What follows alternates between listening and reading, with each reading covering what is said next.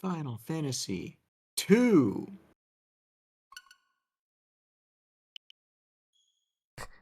It's final for real this time. An ending so nice we did it twice. They thought it was going to be their Final Fantasy. It was not their Final Fantasy.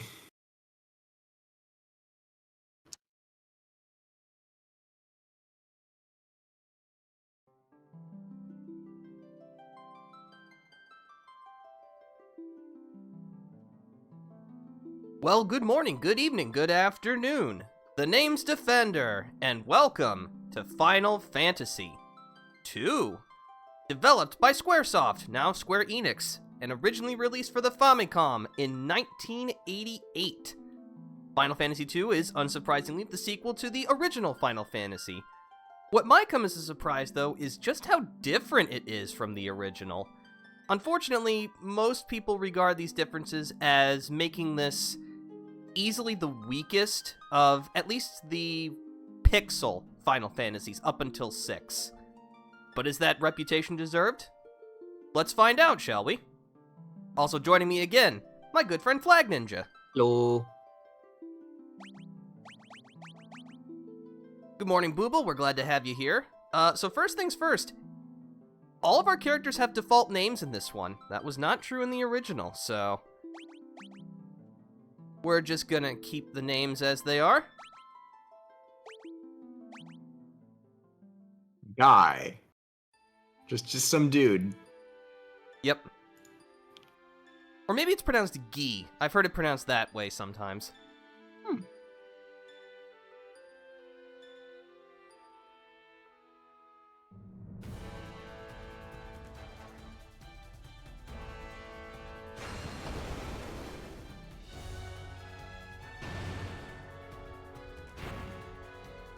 Uh-oh.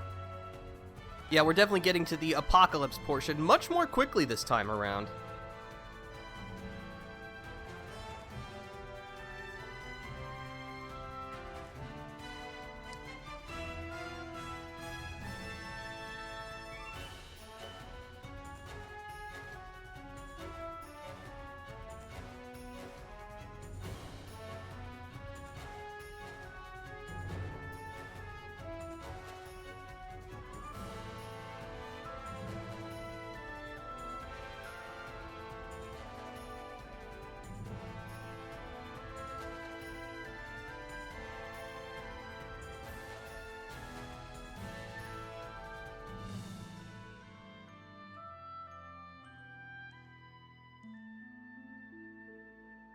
Oh no, you're orphans. Yep. Technoblade must have been here.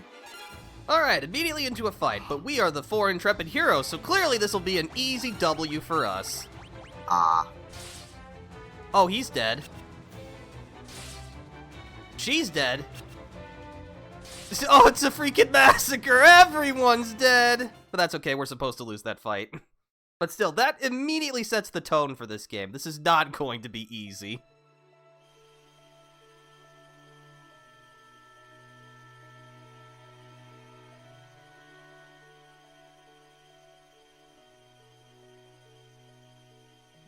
Local heroes simply too special to die.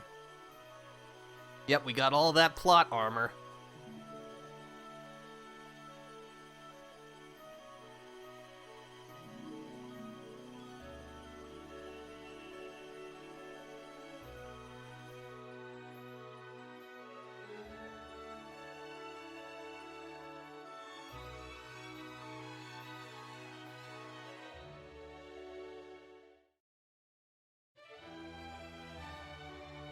Oh good, you're friends. They're Yep. alive.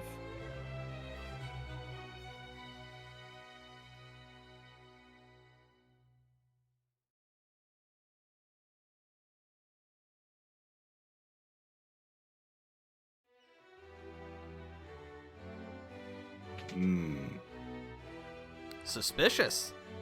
But yeah, we better meet the ruler of this place. Well, I guess for the time being.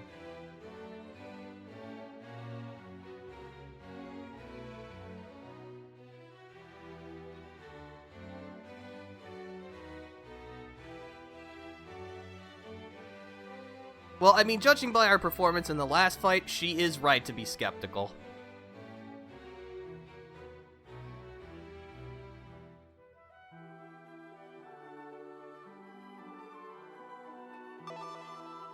So this introduces one of the main mechanics, keywords. Sometimes you will see specific words in red. You can learn these terms and then ask people about them. So that's where this comes from. Wild Yes. Rose shows up in 14 as the password of the Scions of the Seventh Dawn.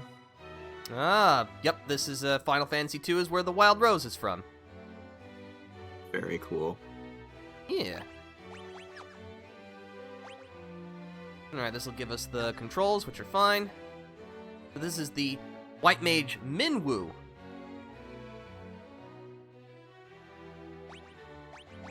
No keywords to learn, but of course we can ask about the Wild Rose.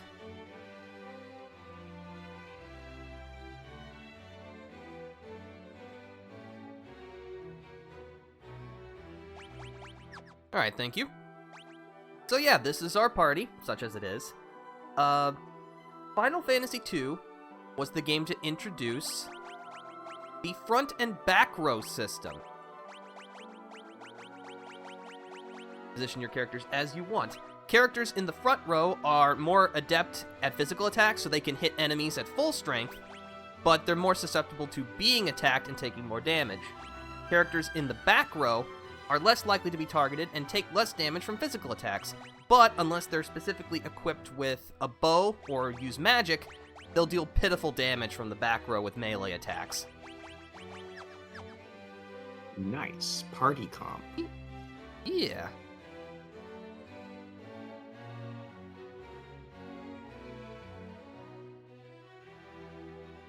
Gatria, okay.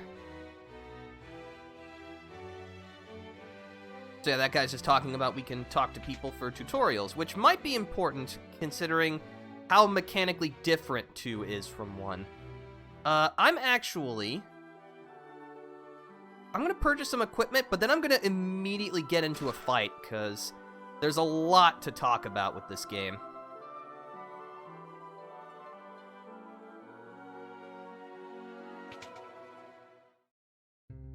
So I think first things first, what equipment do we have? Broadsword, bucklers. Pretty standard. Fine. Actually, no, it'll be easier to show if I just get right into a fight. We can do right outside of town. So, Flag, I want you to pay attention in this fight, and I want you to tell me if you notice anything that's particularly different about it. Alright. Got our standard, front enemies. Oh, animations. But like...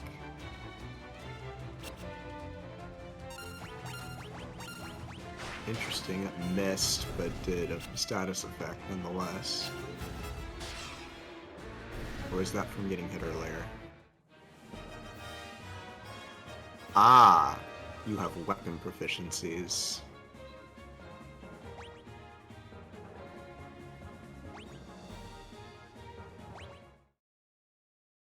You did notice that, but there was something else, and I'm wondering if you picked up on it. Nope. There are no experience points in Final Fantasy II. Oh. Characters level up based on their actions in combat. Not just from, weapons, but from magic as well. Check the status. You can see that every weapon type has a level. As you use it, you will become more proficient, increasing your damage and accuracy. Your stats will level up based on what you do. So, if you use a lot of physical attacks and take damage, your HP and strength will go up. If you cast a lot of black magic and deplete your MP, your intelligence and max MP will increase. Also, yes, this is the first Final Fantasy to introduce MP instead of spell charges. In addition, every single magic spell can be leveled up as well. Oh. Yep, and it's not like white magic or black magic. Every spell for every character. And, as you may have also seen, everyone can learn any magic type. There are no classes in Final Fantasy II. Every character can equip any weapon, any armor, and learn any magic spell. That's wild. Yes, so there... Of course, tomes are unfortunately still consumable, but... Put it like this. So yeah, now everyone can cast Cure. That's And convenient. everyone's spells are independently leveled, so as we use them, they will get stronger. So yeah, there's again, this is the crux of what makes Final Fantasy II so different. The simple fact that there are really no classes or any kind of differentiation except for what you decide to do. Let's see, I am going to take this opportunity to purchase a javelin. Weapon shop. So we have just enough gil.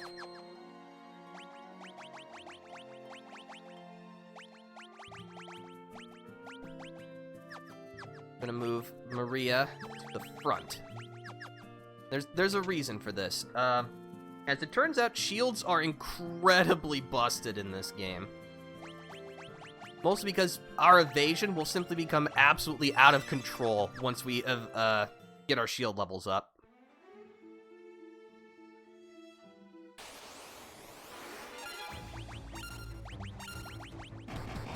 But yeah, we're just going to start with a tradition, just a little bit of grinding to get our weapons and magic and also some cash so we can get the equipment we need, and then we'll be off on our merry way.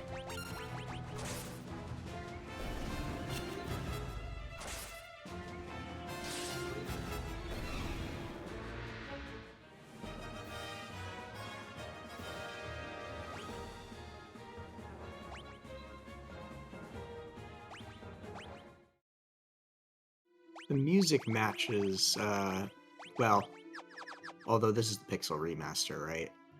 Yes. Yeah, okay, so the music is going to be updated. But it's very much like a fight theme in 14. Although 14 has a lot depending on expansion, but this is one from very early on in certain instance content. That makes sense. Let's see.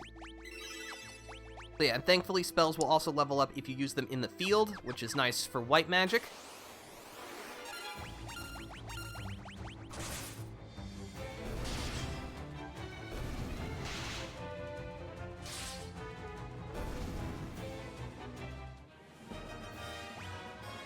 But yeah, as you can see with the shield level, we get a pretty big bonus to our evasion.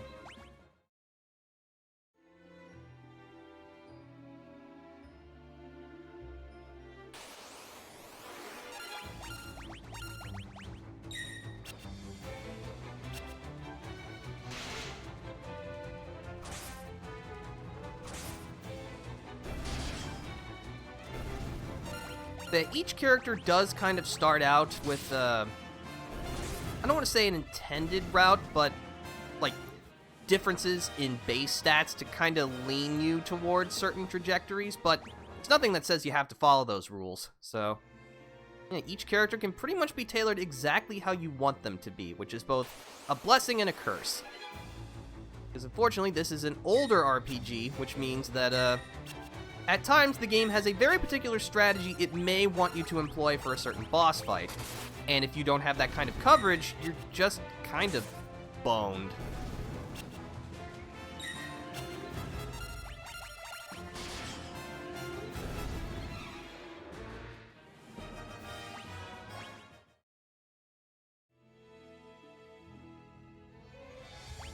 How much?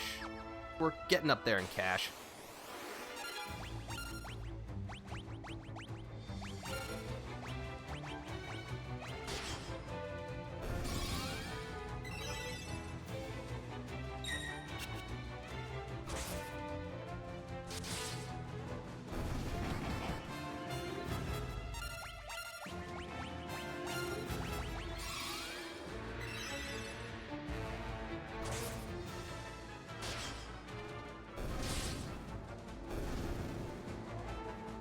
kind of rude that the early enemies can poison you.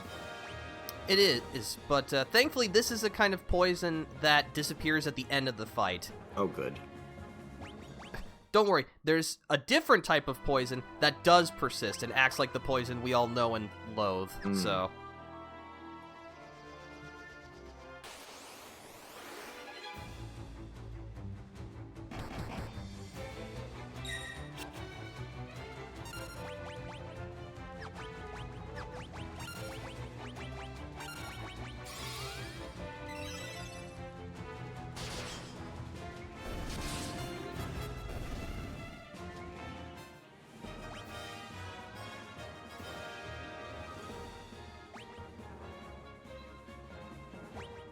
But yeah, as you can see, we're going to keep getting these little stat boosts throughout the game instead of at predefined moments with a level up. Yet another part of why some people are a bit more divisive on this game.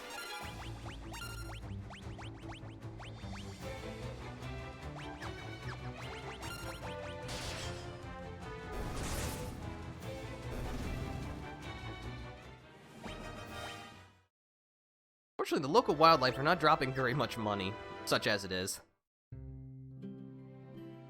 Let's see, so what do I want to make sure I've got everyone with? Definitely need some gloves and helmets.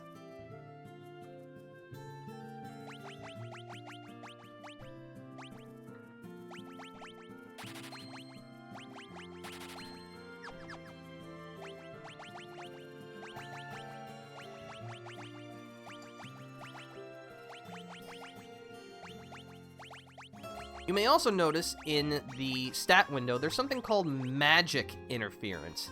Basically, certain equipment will hinder your ability to cast magic as effectively.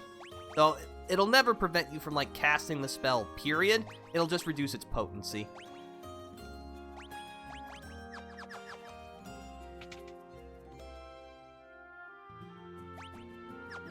$90, that's not enough to purchase any magic tomes. I would eventually like to get everyone at least a decent suite of spells, but for now we can just focus on making sure everyone has some type of offensive magic as well. Just so that we're prepared before we head out, because this game also has, you know, the RPG tradition of it's very easy to wander off from the main path, encounter things that would easily just, you know, cave your skull in. So we want to make sure we can minimize that as much as possible.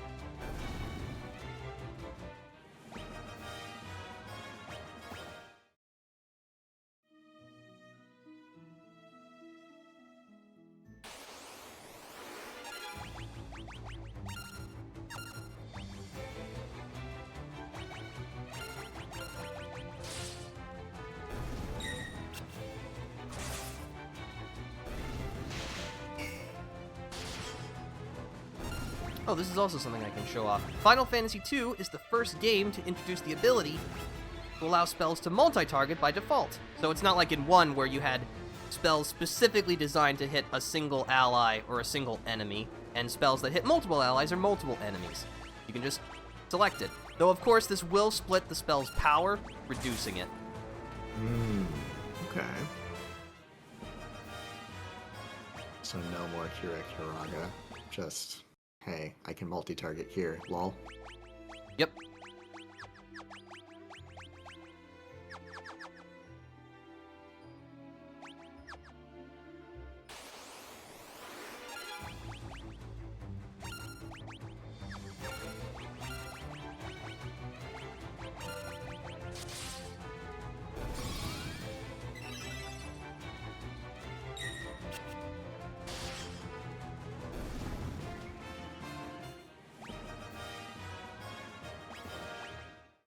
We're already seeing some nice MP growths. We need 450 gil total, because each of the basic black magic tomes cost 150. We'll just get one for everyone, and we'll have enough spell coverage. And then I think we'll actually be able to, make good progress.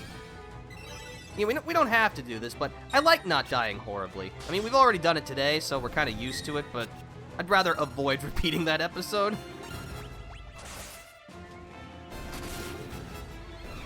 Generally speaking, death is to be avoided.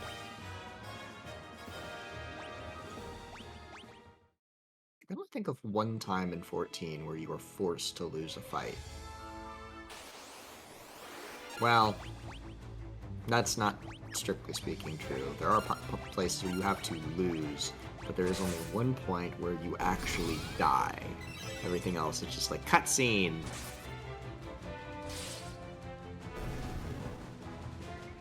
But there is one point where you actually die. Okay. Because you get the little "you died" tooltip if you haven't done that already.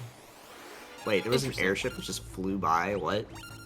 Yes, that is the Emperor of Palamecia, who's our big bad of this story. He is essentially already terrorizing the entire continent using a powerful air force. It's not great. You're gonna find very quickly in this universe, things suck. This is probably one of the most dour Final Fantasies. It is... Things are just not good in this universe.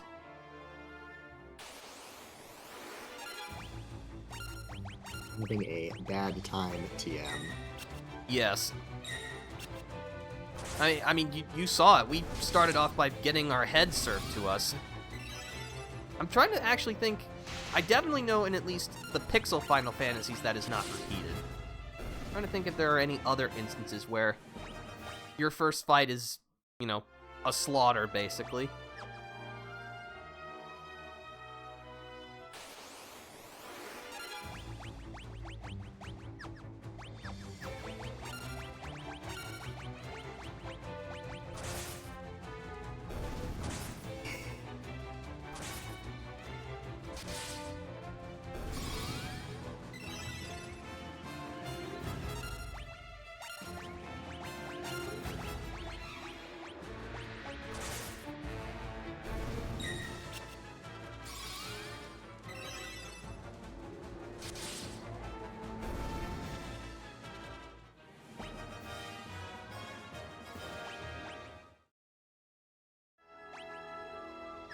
Just a little bit more. We'll have our magic.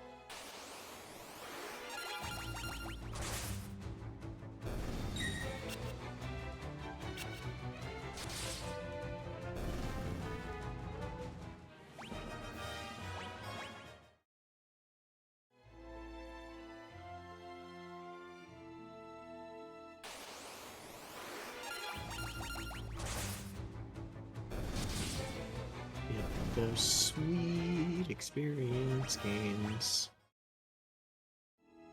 for your weapons. Yeah. It is should weird. be noted that... Sorry, please continue. It is weird that there's no XP. It's like, I mean, they're tracking your progress with the little, like, individual things, but it's like getting hit, giving you HP. Is that just tracked internally? Is there a way yes. Hmm.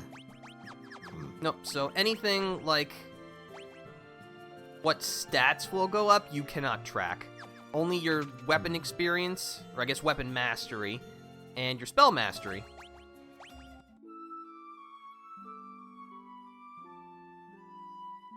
Also, the inns actually charge based on how much MP they recover for you. So as you get further on, pretty much everywhere is going to cost more, which is funny. Unfortunately, resting did put us out of range. Applying the spells, so a couple more skirmishes. Oh, this is good. This is what we want.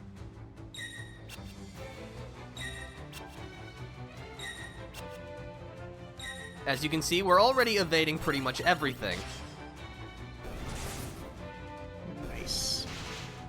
Well, almost everything.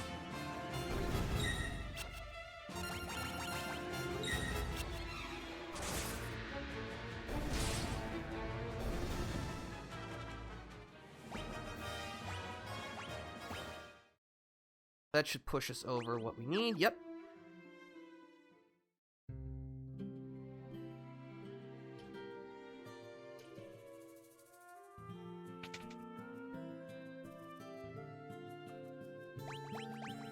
Take one of each tome.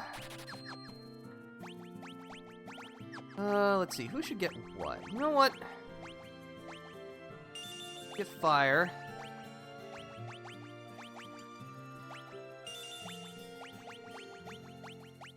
Alright.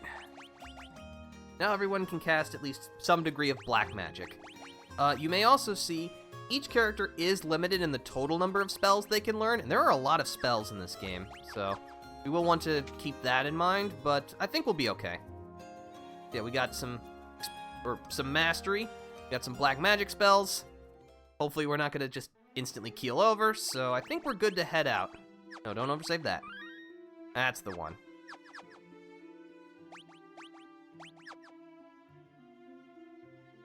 Just start making our way up.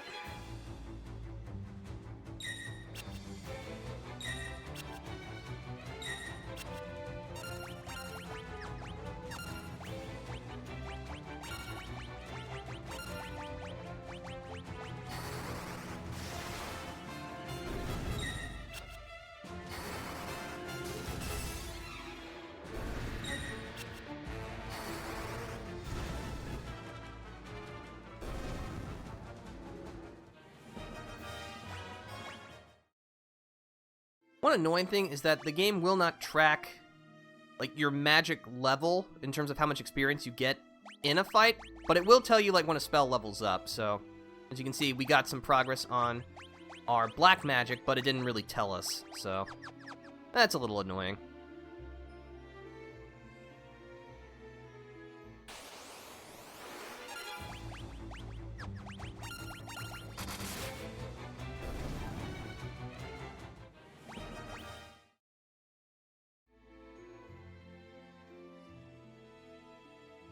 A little village right here. Town of Gatria.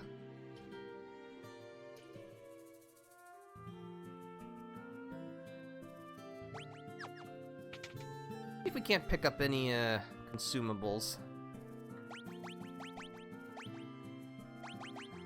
Yeah, we should probably get a couple of potions with what meager allowance we have on us.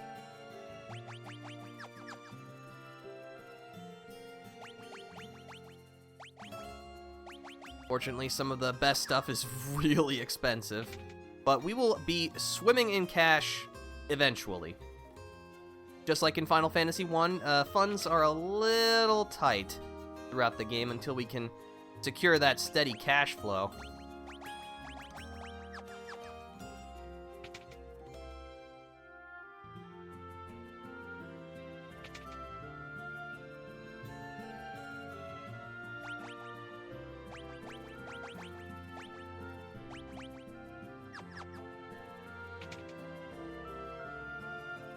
Yeah, I hope everyone's doing well on this Sunday morning. I know originally I had said I had kind of wanted to take a break, but I talked with Flagninja, and we're both really kind of feeling the momentum, so, you know, just might as well keep rolling on. F. Woo! You go full speed.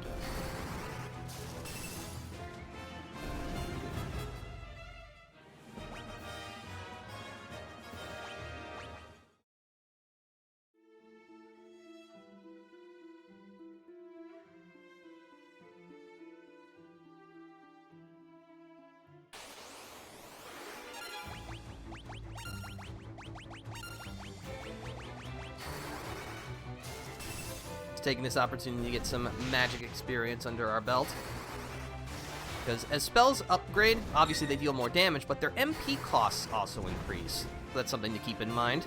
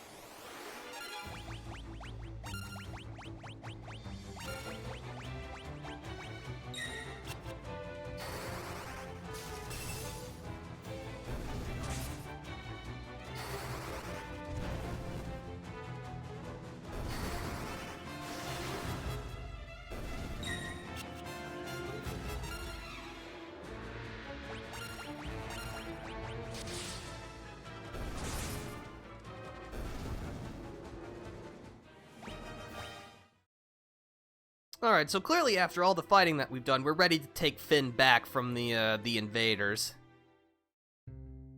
Right? Surely.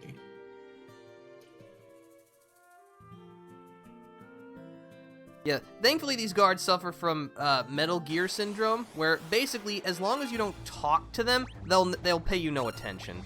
Though you will get into a fight with them if you do talk to them, and they're essentially impossible unless you've been grinding way too much. But you can defeat them if you're feeling ballsy.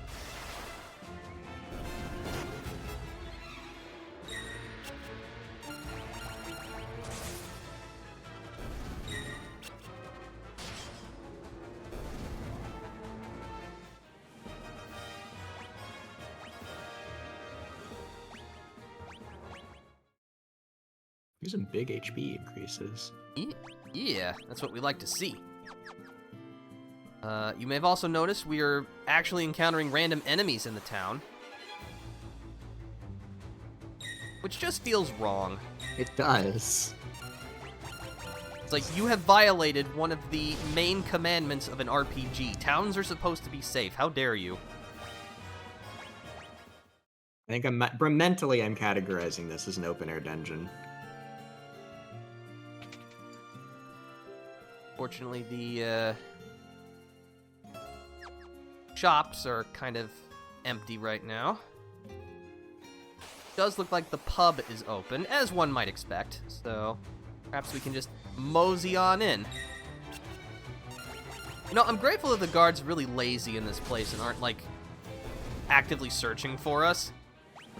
Or maybe they all just have social anxiety and can only, like, interact with people if they're approached first.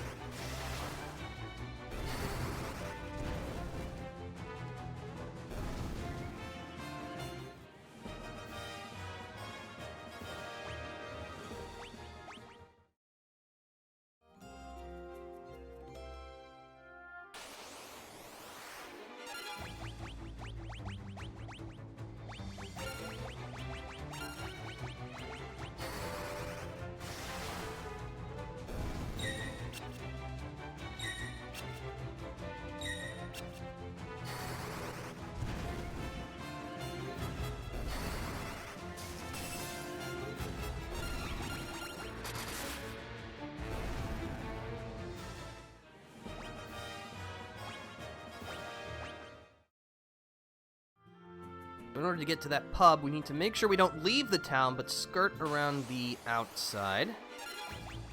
Let's see. I am actually running a little low on MP, and I would like to make sure I can cast some Cure Magic, so I think I was going to resort to good old weaponry. Beat them to death. Stab save.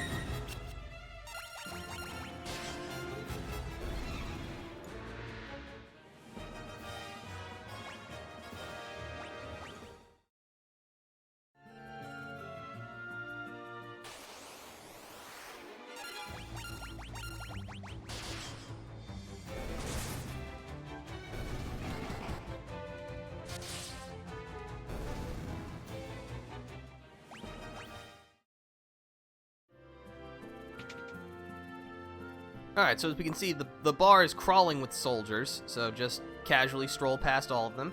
Talk to the non-soldier guy.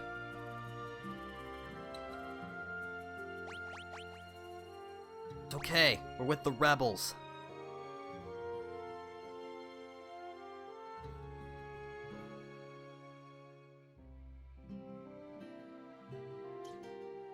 This game also introduces another mechanic, hidden walls. That's definitely something we'll want to keep in mind. Yep. Though thankfully the map feature of the Pixel Remaster does a pretty good job of helping you figure out where they are.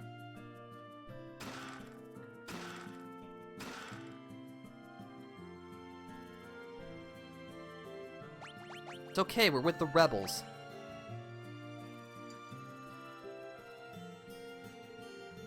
No offense, but that's not a very princely name. Prince Scott. Sometimes the prince is named Scott.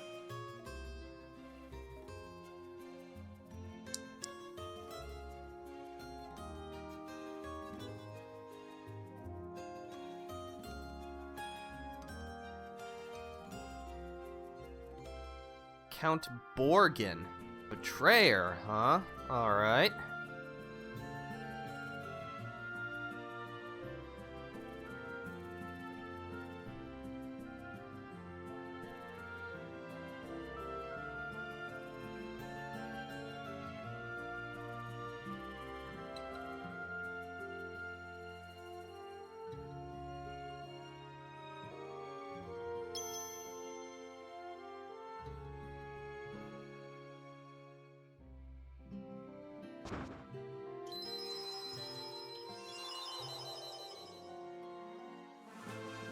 Obtain Scott's ring. Ooh. Well, I guess we better take it back. It was his last request. Yeah, shame about him, though. Yeah.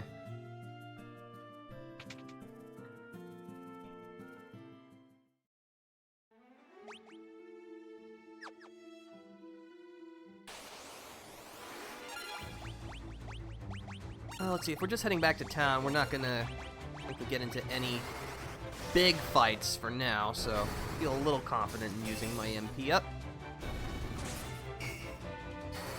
I do like that they can still poison me even though they deal 0 damage. That feels very nice. Actually, they still poison on a miss, don't they? Yeah. Okay, so I wasn't imagining that. That did happen at the... Yes. I was like, oh, maybe... No, there's no way, right? No. Yes way. Up here.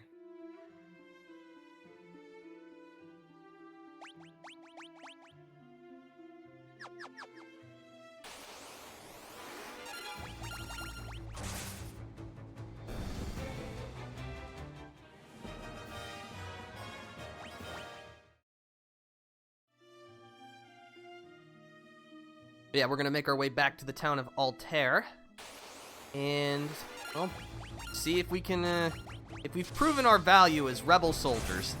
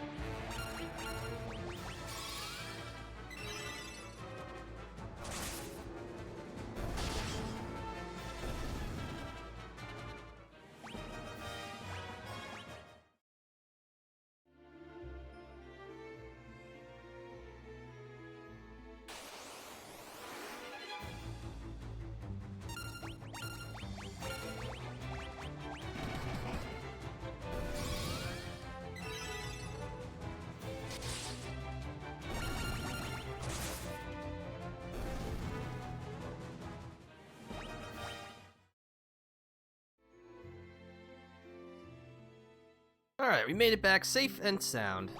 First things, we do have a fair bit of cash, but first I'm going to heal myself.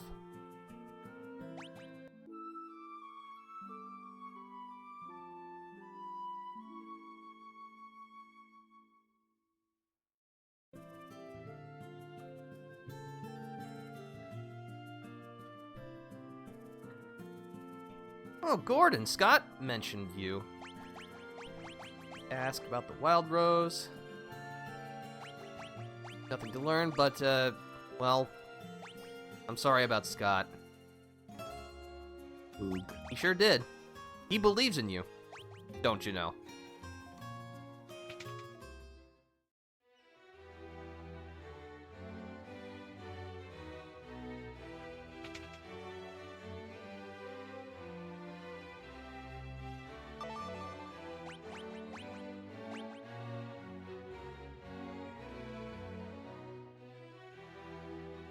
No, Nope. he is not.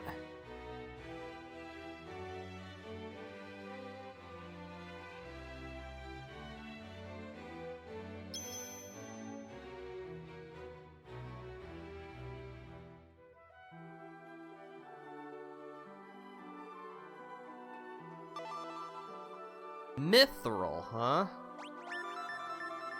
Tell me more about this Mithril.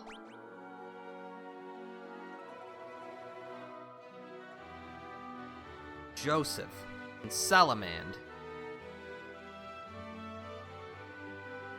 Well, Alright, keep sure. on.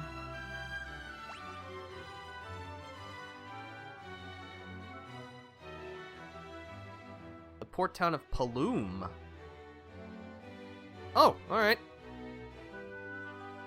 The White Mage Minwu has joined our party. And we got a canoe as a signing bonus.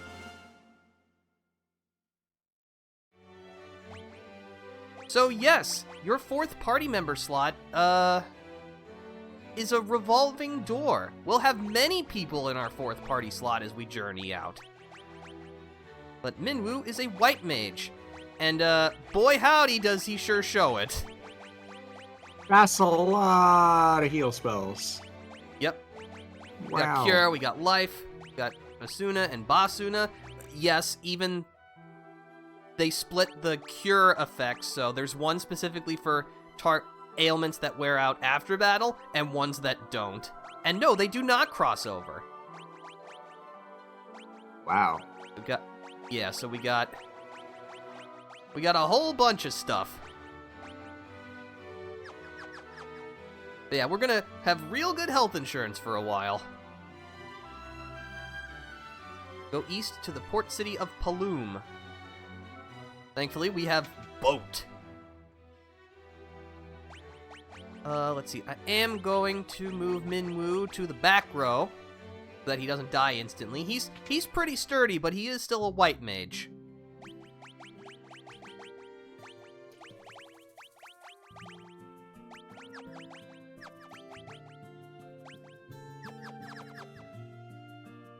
Let's see, yeah, we're gonna pick up some magic and get a nice complement of spells.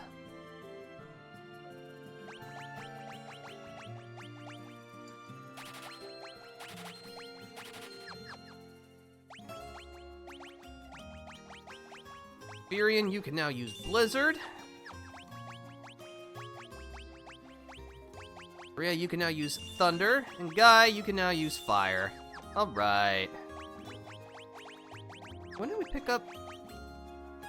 Oh, we picked up a leather armor somewhere. Alright, well, that'll help.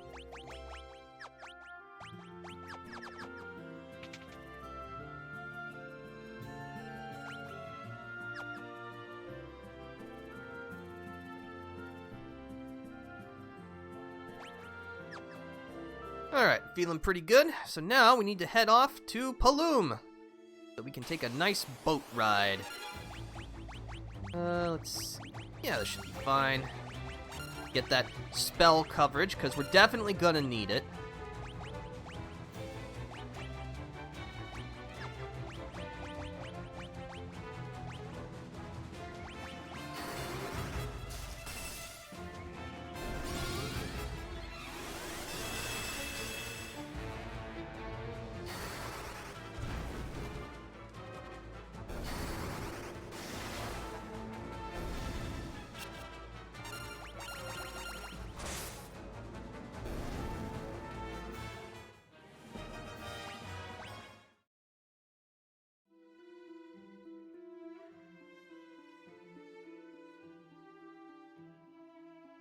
This kind of looks like a port town. Well, there's a boat and a port.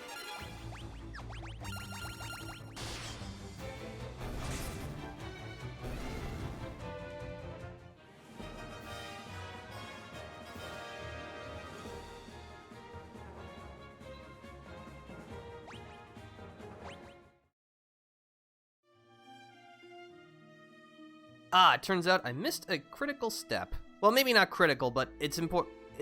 It'll just save us some time if we get it now, so... There's apparently another key term we can learn. Ooh.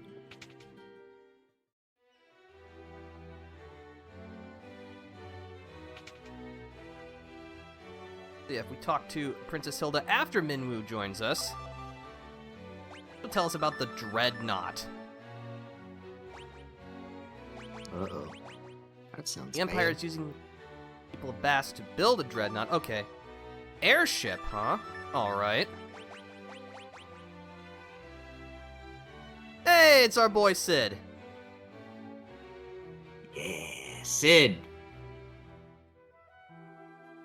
Lives in Poft. Alright.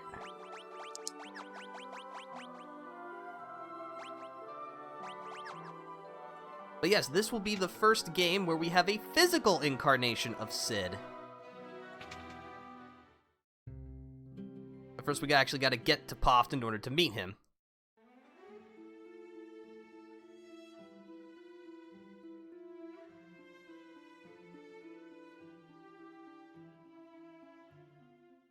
Alright. We are in the port city of Paloom. See if there's anything new we can purchase. Probably not, but never hurts to check. Would like to try and save my gil to see if we can't, better equipment, if there is even any available here.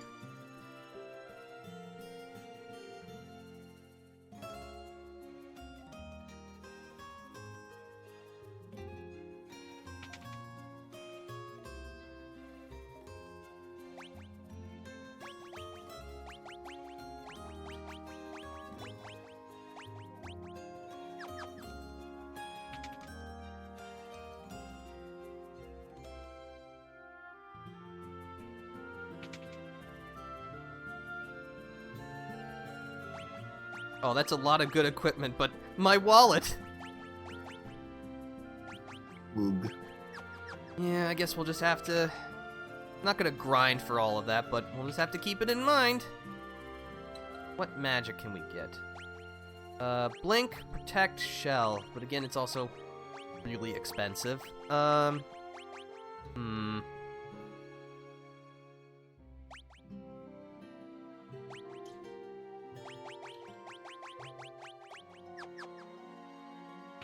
You know what? I think I'm gonna hold off on it for now. I should pick up some equipment with what meager funds I have.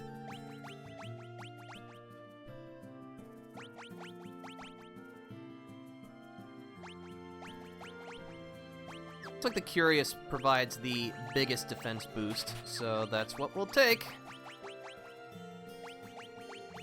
Yeah, this is nice. I feel safer already.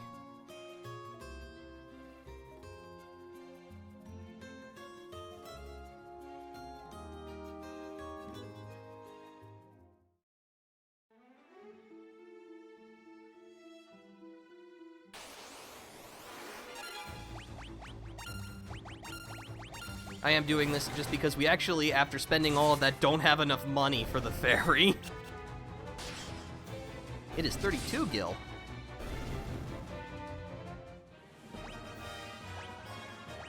Alright, that should be enough.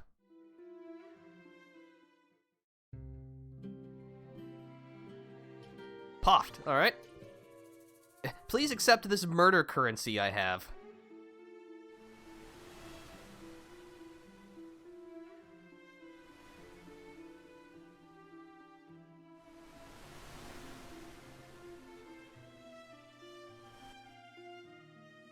Alright, so we're here.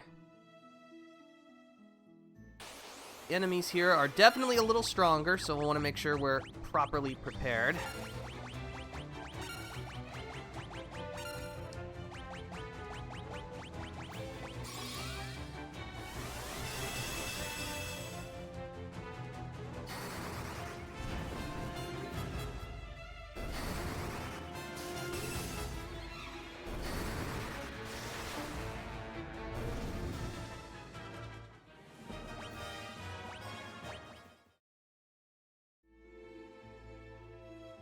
I will say one nice thing is that you don't have to really, like, grind for experience at the start, just because, again, there is none. And, with, like, the mastery system, it does feel like, at least in the Pixel Remaster, you get where you need to go pretty quickly. Of course, there is still the issue of making sure you have enough cash. But that's just the struggle of, would-be adventurers.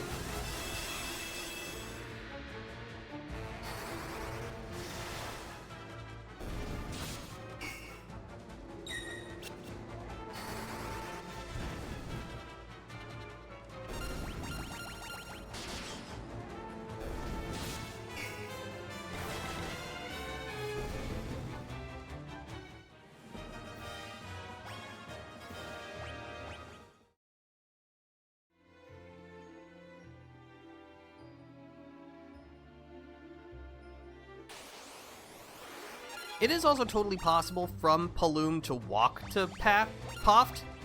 Sorry, these names are all very similar to each other.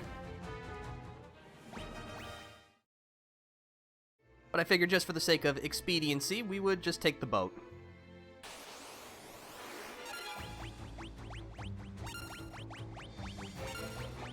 Flag, have you ever ridden on a boat?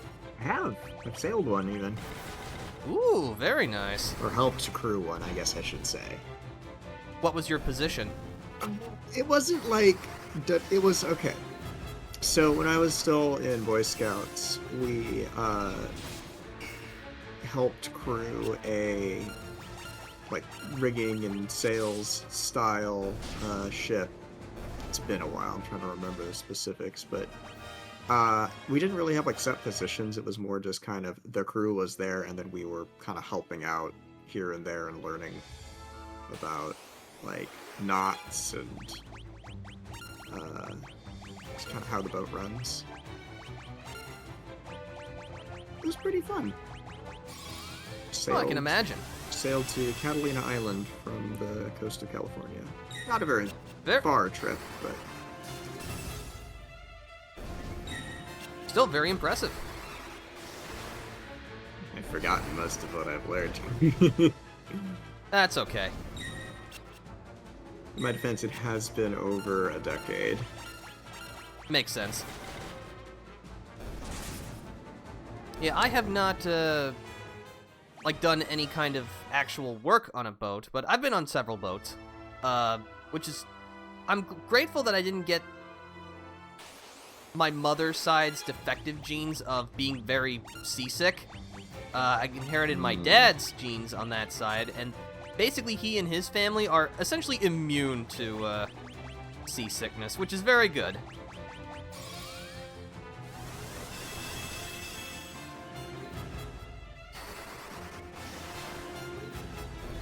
Because getting seasick is not fun, or at least that's what I would imagine.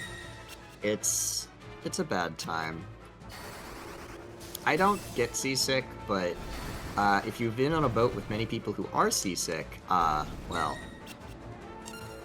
there's a lot of barf. Just glad I'm not doing any cleanup.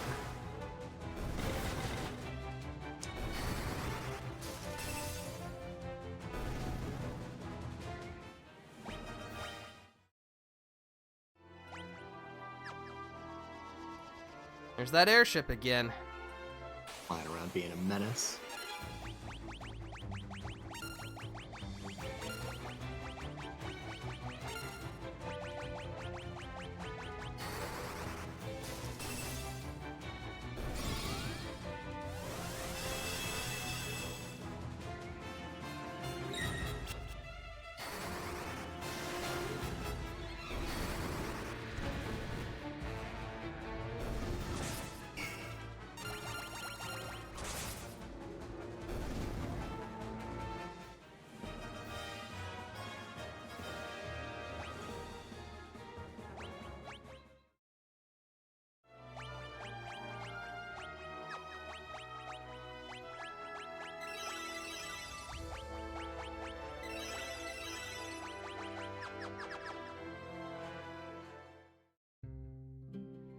Here we are in the harbor city of Poft.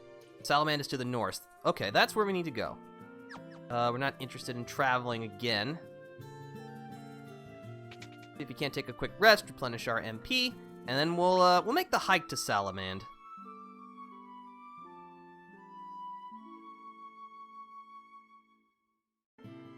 But not before we stop by the pub for a quick drink. And there he is, the man of the hour. Hiya, Sid.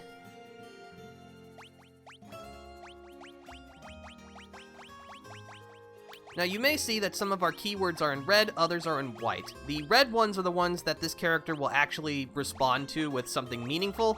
If you ask about something that's not in red, you'll just get a big old question mark. Airship, you pay the guy behind me.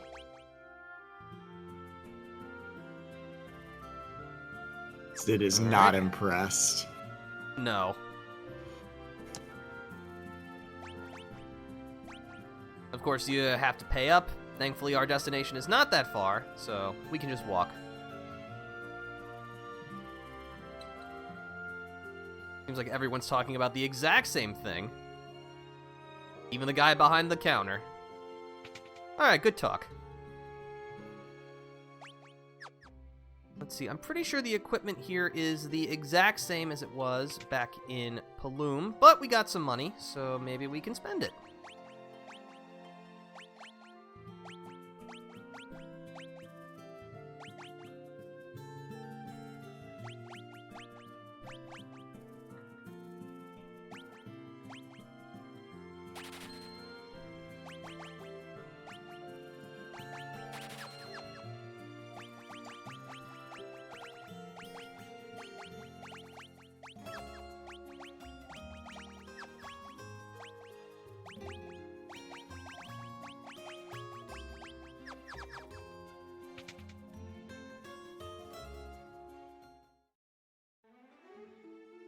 Alright, we're off.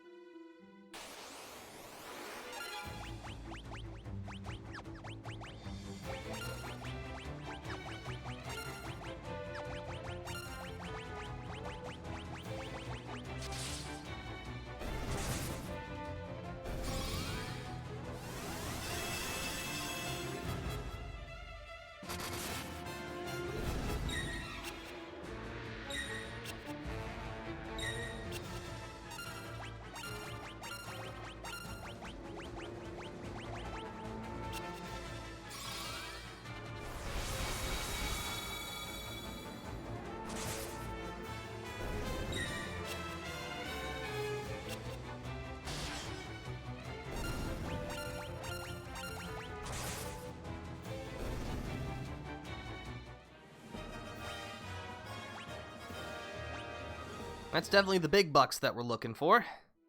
Money. Wahoo. Not this way. Going, yeah, the Snowy Mountains. That's, oh, we got goblin guards. Once again, some of the goblins just have jobs. I know you've talked about that before, and it's still very funny to me. Goblin with the job is a common category of enemy in Final Fantasy XI, according to some friends who have played it pretty recently.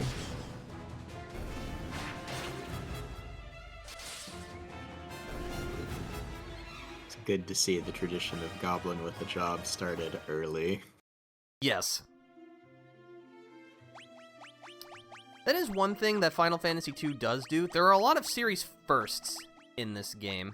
I'm not sure how many more we'll encounter today, but there's definitely some very key ones we'll first encounter here. Anyway, we're here in Salamander. One would think that the name would indicate something kind of hot, but no, it is very cold here. Hmm. What kind of magic we've got? Ah! A life spell, ooh, that's good. Yes, unfortunately, very expensive. I mean, yeah. Although, I mean, to be fair, if I had the ability to resurrect people, it would probably cost a lot of money, too. Let's see, we got more bronze equipment.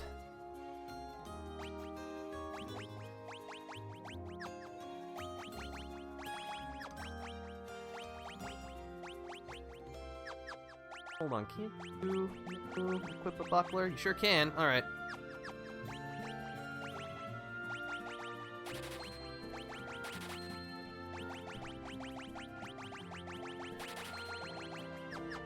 There we go. That should give us the funds we need to buy some more equipment.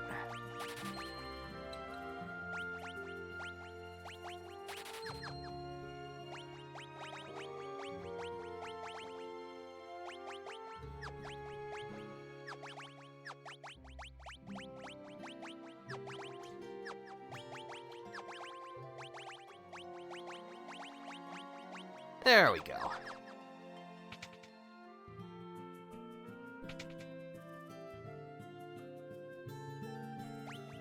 Ooh, longsword and battle axe. Okay.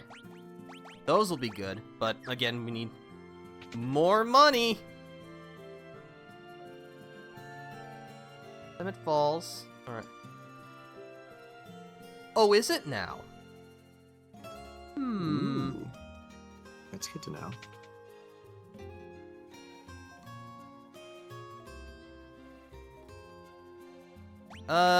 I guess so. What do you know? Try this.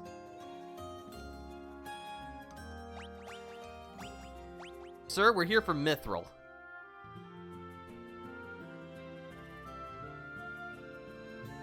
Alright, sure.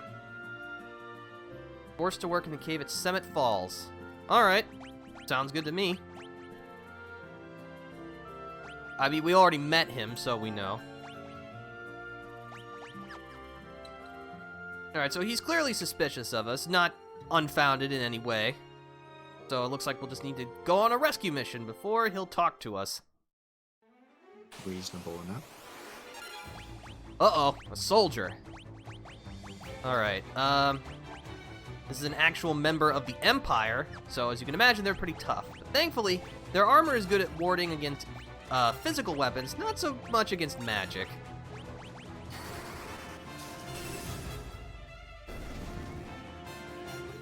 Oh wow. It's deleted. Yep, this is why it's important to have magical coverage as well. Alright, so Summit Falls is to the west of us, so just gonna head on over there.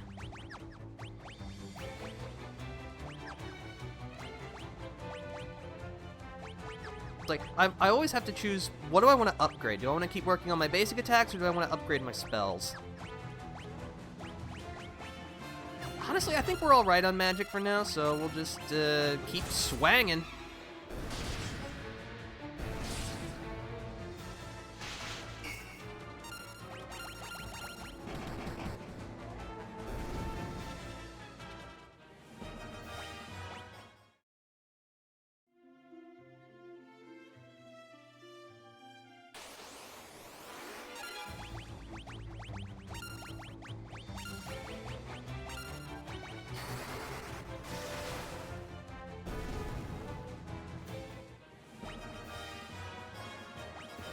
Oh, I found an antidote.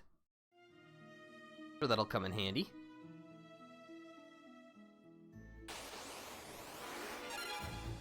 Oh, alright.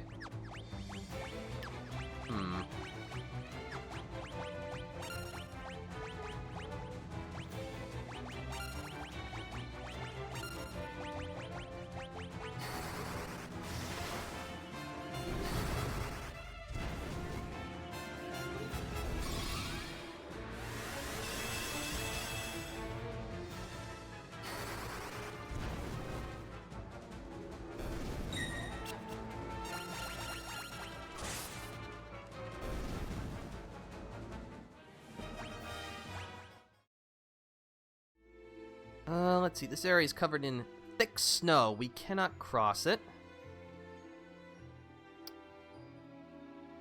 Water's too deep. Then I guess we went the wrong way. Oh well, that's part of the adventuring.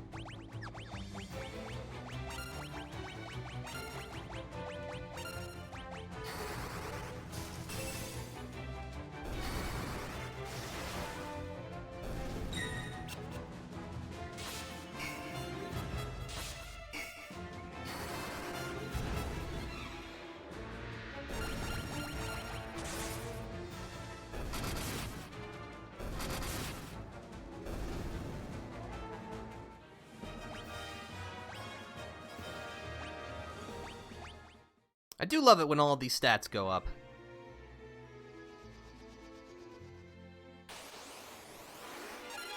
Oh, that's quite a lot. Alright.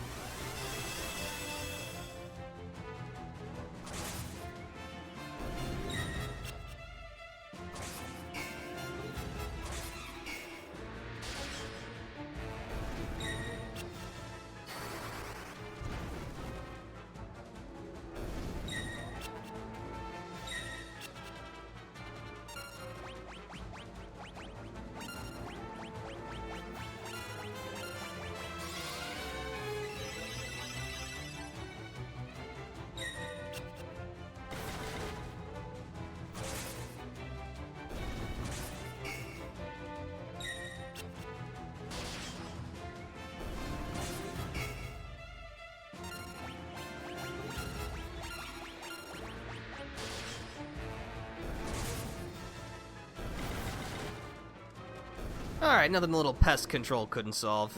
Ooh, shield level. MP, HP. Very good. We got another potion.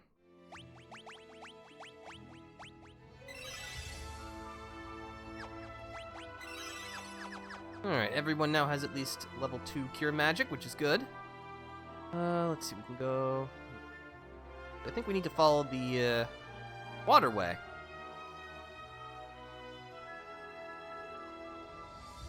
Yeah, this looks like the right place. Save our progress.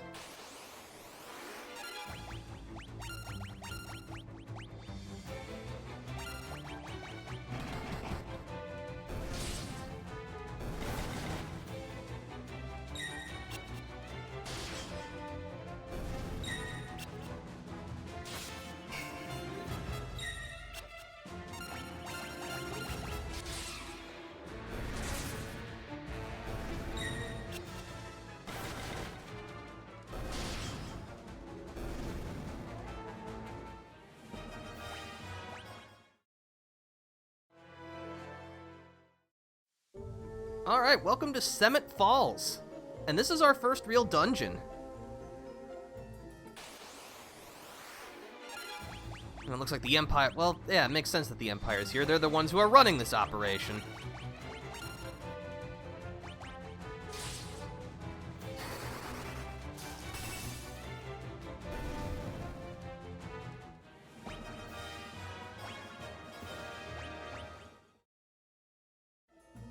There is, however, this suspicious blue crystal.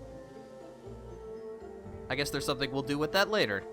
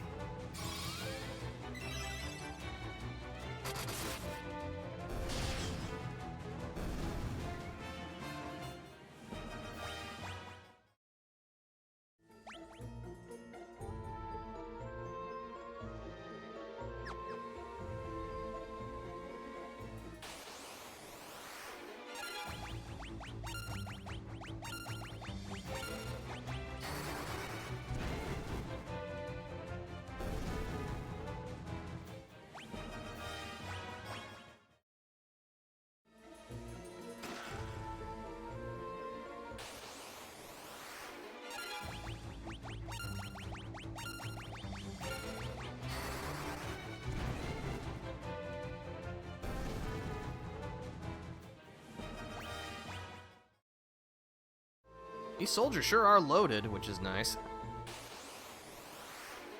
Also, apparently that's all we're gonna face in this place. Which is not true, but it's very funny that we've only encountered soldiers so far.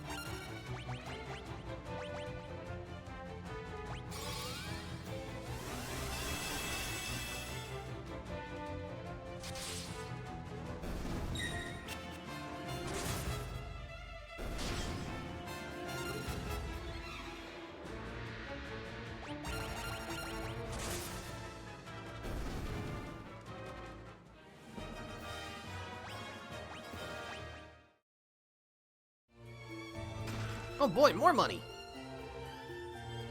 Definitely put that to good use once we get out of here.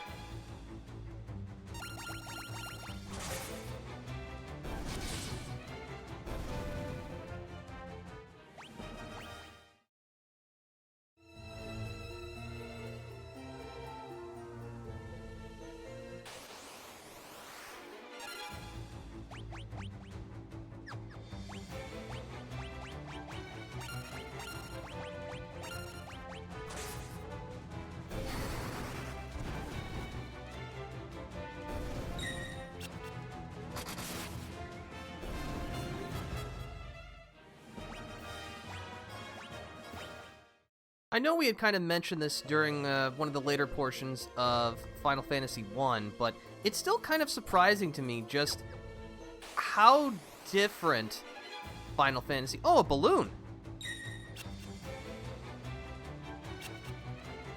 How do you fail to self-destruct? That's very impressive. A little worrying, but also funny. Oh, I just can't. I can't be bothered. Thankfully, some thunder magic should put it in its place. Oh yeah, that's a lot of damage. Oh, that's a lot of damage. Got some eye drops. Help cure darkness, which is just what the game calls blindness. Anyway, as I was saying, it's still kind of surprising just how different Final Fantasy II is from 1, especially considering this game, you know, only released like a year and some change after the first one. I'm not sure what really compelled them to try and tinker with the formula so much on just the second outing.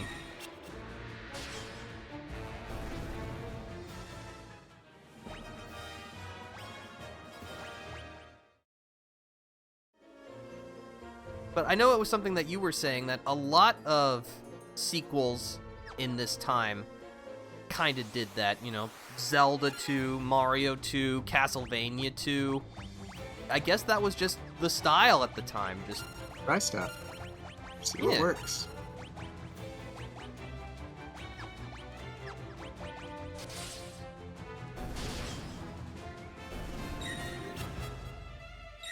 Yeah, I'm definitely glad that I think they took the right lessons from Final Fantasy II to make the series better. Because I know, at least in terms of, like, weapon mastery, pretty sure there's nothing like that in any other Final Fantasy. And they also brought back experience points, which are always good. People just like seeing numbers go up. I like the weapon mastery. That's an interesting idea. And, I don't know. I always... It's not something you see in a lot of games, mostly because it is kind of grindy. But I always liked them. Just the idea of use stick, get better at stick. Because, yeah, that's one of the, like, founding mechanics of the Fire Emblem series. Maybe not at first, but it's, you know, the weapon mastery in order to, like, gate specific weapons from units, you know. They use that very well.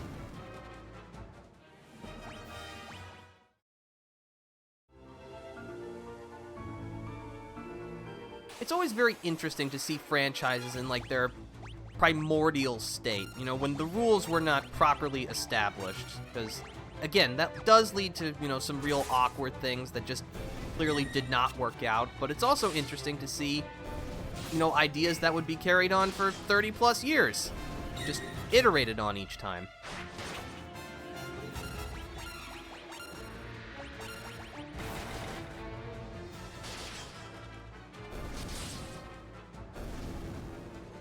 Because it's those differences that make franchises really interesting to talk about. Because, you know, it's... If every game or every movie or book in a series is, you know, the same thing, just a little different, then it just gets kind of boring to talk about. But there ain't another game in the series like Final Fantasy II, I'll tell you that for free. Whether it's good or bad to you, at least it's interesting. I feel like people, like, you know, nobody ever went, oh man, Agatha Christie wrote about murder again? Like, nobody does that. So, on the one hand, like, you do want it to be different, but it's got to keep that same core of, oh man, I love that one. I hope there's nothing else like this. Like, nobody says that. So, it's... But you have to know what makes something appealing. And that's the key. Is if you take the wrong lesson from a game's success, then you're not going to make something that resonates with people the same way the first one did. Yeah, it's a delicate balance of making sure that you improve and change things up to keep things interesting, but, you know, make sure that what you're producing is still fundamentally what people are here for. Yep. But this is one thing I'm glad didn't come back. The Hall of Doors. So yeah, there are just lots of doors in this game that lead to empty rooms that just put you in the middle, then you have to walk back. And usually you bump into an enemy. Ooh, slimes!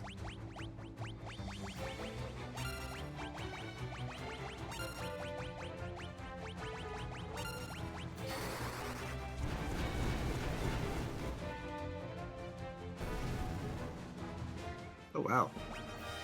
I think you might know them better as the Lons. Yeah, they're not called, they're not a puddingy, desserty name. I do think we will encounter later on some varieties that do share that dessert name, but yeah, this is the introduction of the physical wall pudding enemies. It's so weird that they chose, like, desserts as the physically resistant monster type. They're weakle. They bloop away, and then they bloop back.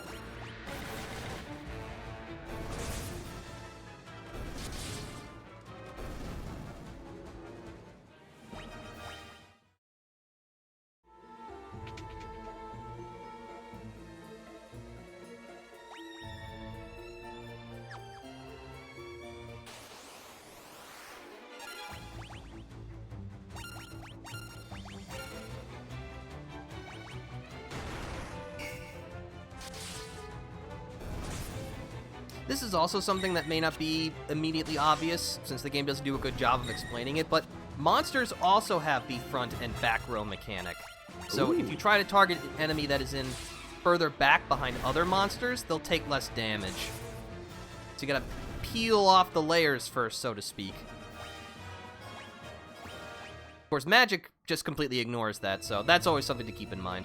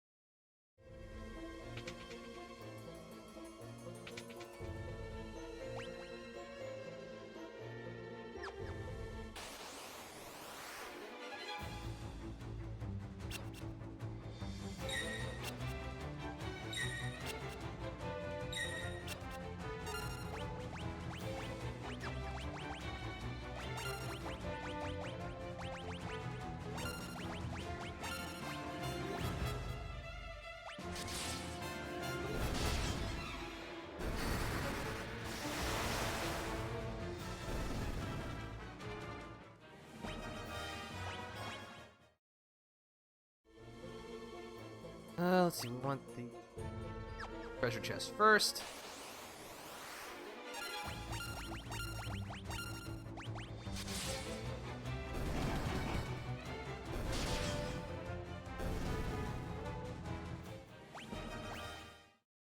much money do we have?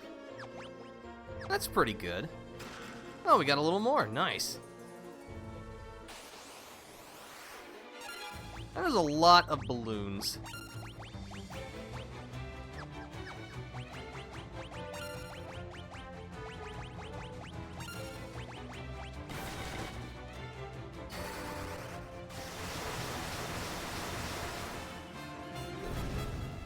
Oh, that just wiped them all out. Nice.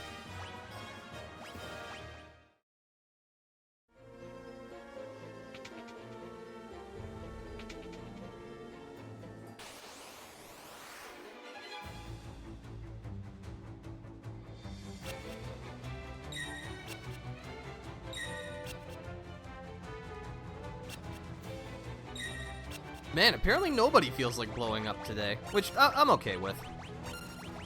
Blow up and pretend you don't know anybody. What is that from? It's a reference to something, and it's stuck in my brain, and I know not where whence it came.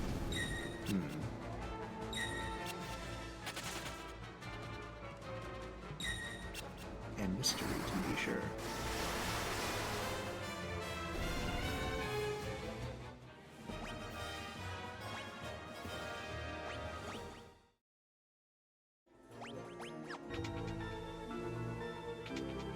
Figures it's the last door.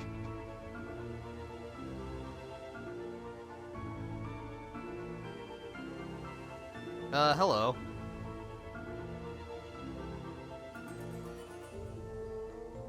Also, yes, this is Paul the Ninja. We could have met him in Altera, but honestly, I forgot.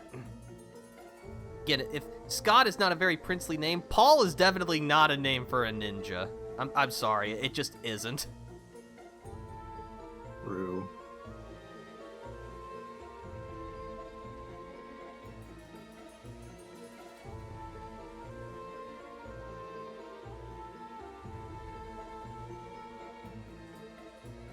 Alright, so we've saved everyone, but we're not quite done yet. We can go a little further on.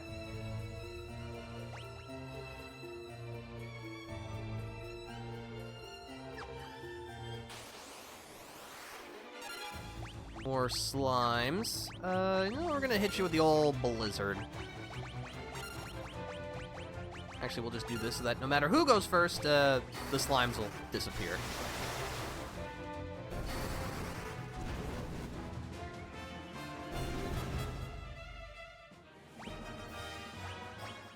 It does seem like fire is the element they're the most weak to, so...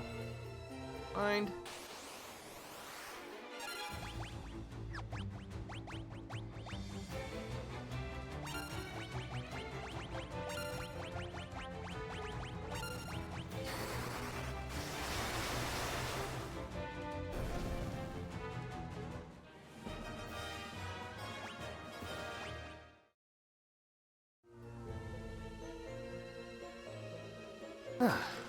Oh, I found a fire tome. Nice. Alright, so who doesn't have... You don't have fire. Alright, Maria, congratulations. You're the first person in this party to have full elemental coverage. Technically, that's not true, but we won't get any other elements that matter for a long time.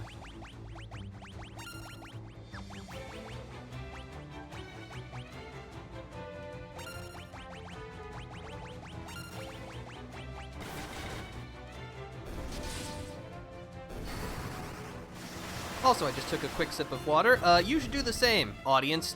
Make sure you stay hydrated. Keep your organs working properly.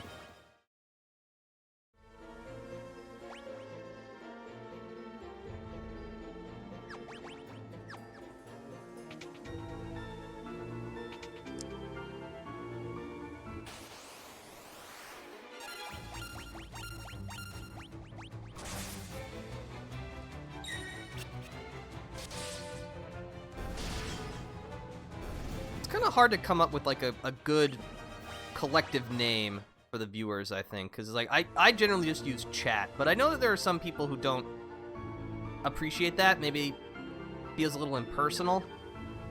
I don't know, it's just not really sure what else to use.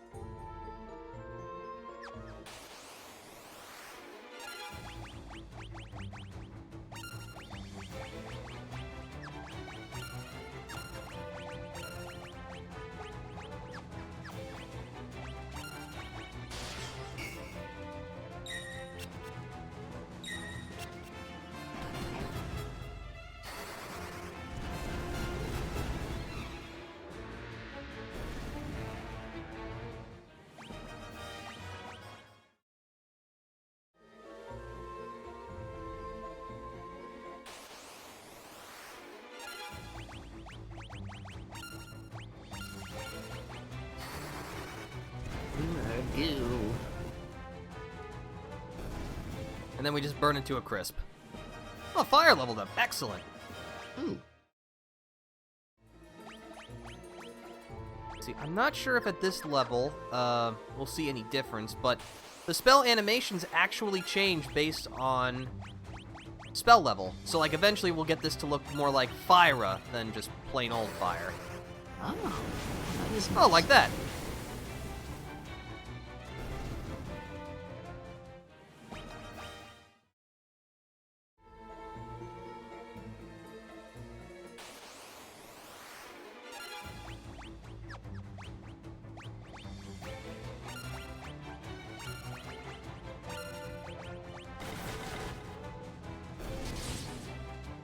Thankfully, even though they're guards, these goblins are still not very strong.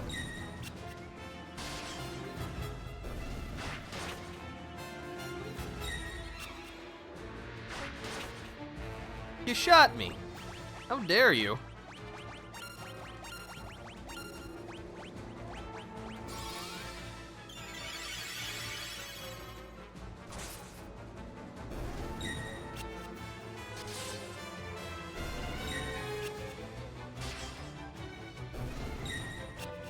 I think we can finish this soldier off with just our physical attacks.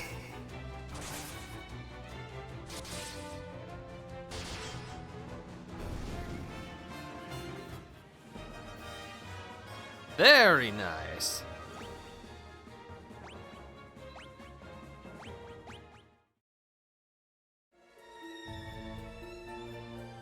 Alright, what's in the box?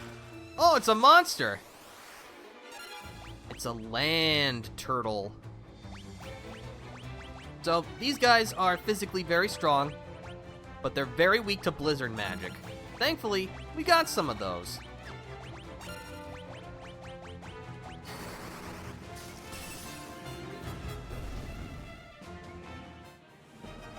Well, that wasn't even close. But we attained the teleport tome.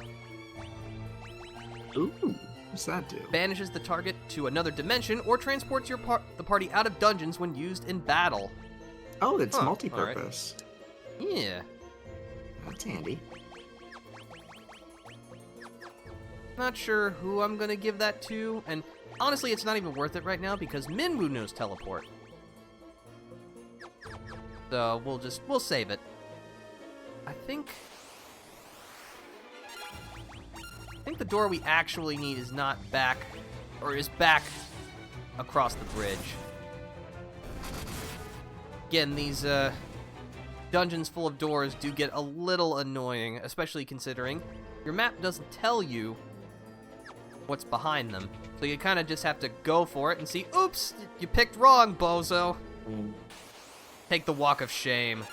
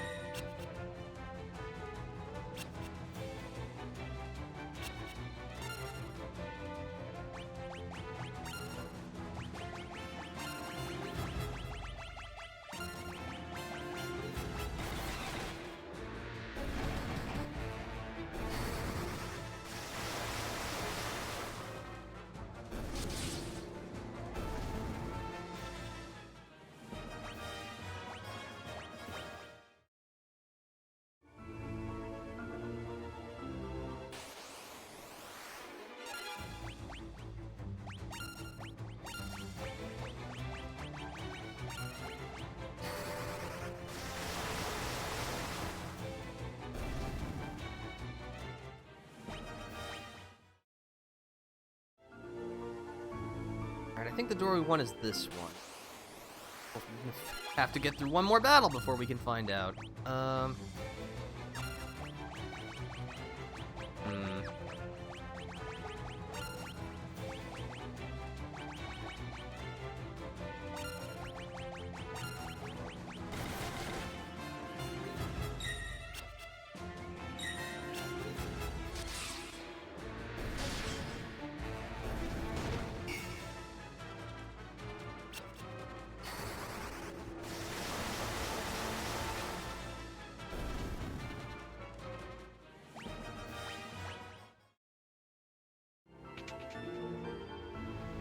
Oh, hello. Ooh. Yeah, we're gonna reappropriate that treasure chest, by which I mean steal it.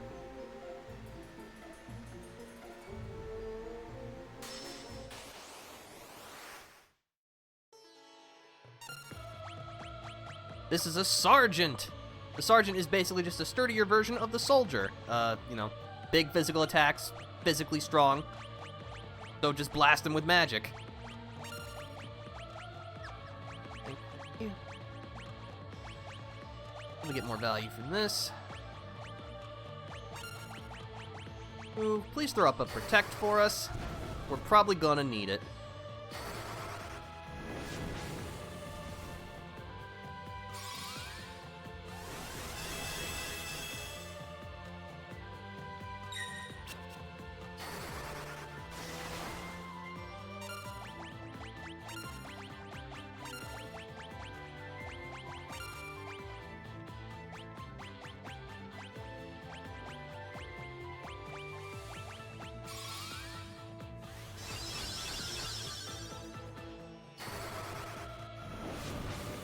No, look, we're all wibbly wobbly now.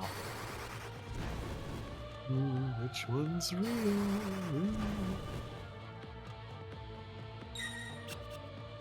Yeah, it's hard to hit a guy when you think there's 3 of them standing in front of you.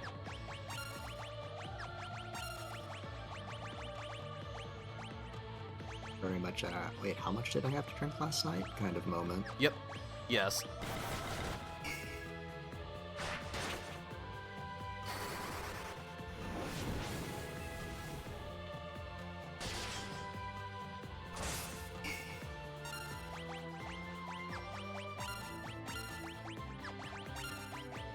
We are out of MP, but I think we're pretty much at the end of this guy's health bar, so... At least that's what I'm hoping. Because we've got... no MP recovery.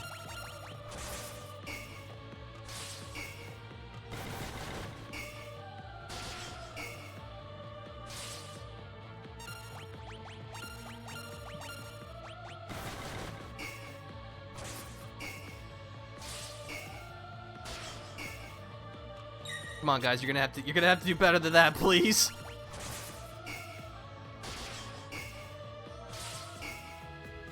Oh, running out of MP. I see. Ah. Yeah, I was using all of it to try and level it up, which is good, but unfortunately, you're We're out of gas. Yep. That's Yeah. right. Minwoo's got a lot of his magic left. It's all defensive, but that's okay. But it's like, can you do any damage? Yes, if we get a crit, or if we get enough hits on a basic attack. I don't know if you're winning this one, Chief.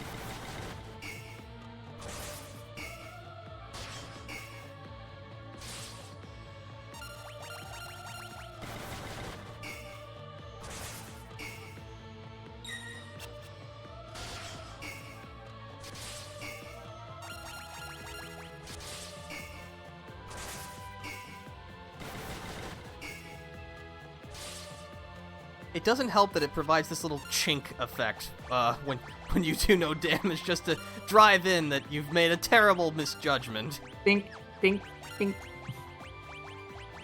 It's just dinking so hard. Dink faster. You know what? Maybe it'll work?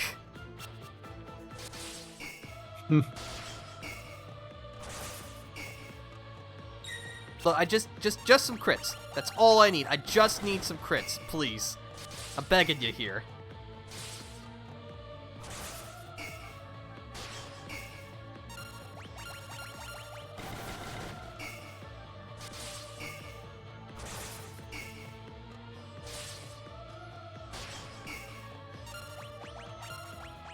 It appears we've entered a stalemate. Huh.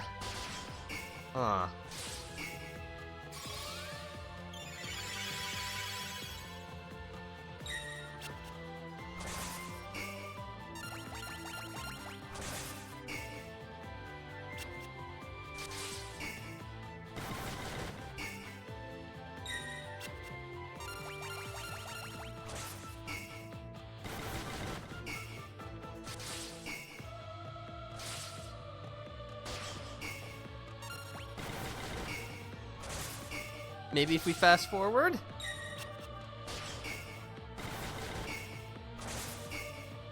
I mean, eventually you're gonna run healing MP, and then you will die. I don't Yes. think you're winning this. Is there a runaway option? No, this is a boss fight. We're not going to be able to run away. Ah. Okay, that was a crit. Oh, nice, lucky. 8 damage. I'll be honest, I'm confident we can win this. It's just gonna take a while, and I'm gonna look like an idiot doing it, but you know what? We're gonna emerge triumphant. Alright. Hey. There we go! Okay, alright. Hey, crit enough. Nice. just crit it out. Oh, baby! Oh, that's Look! a lot. Alright, so did I just discover an optimal strategy? Apparently, damn, alright. Man, look at us! Powerful. Clearly everyone learned something from that. Obtained mithril. Alright, we're getting out of here, and we are never going to talk about this again.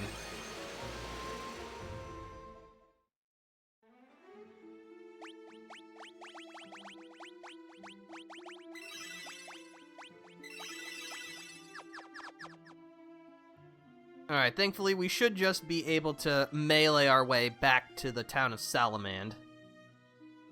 Because we need some rest.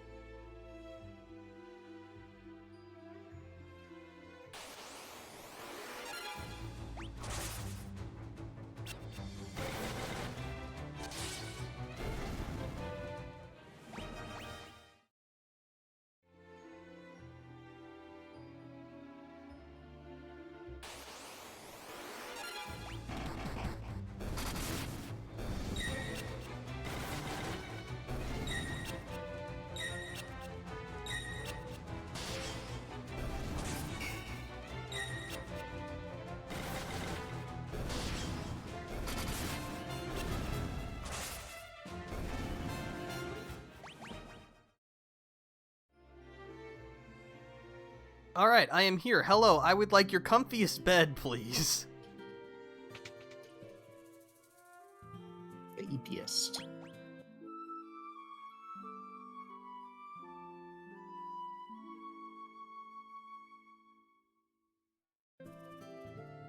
Oh, alright, cool. Much better. Look at all that MP we got back. Alright, we are also... Hold on. There we go. Flush with some cash, so...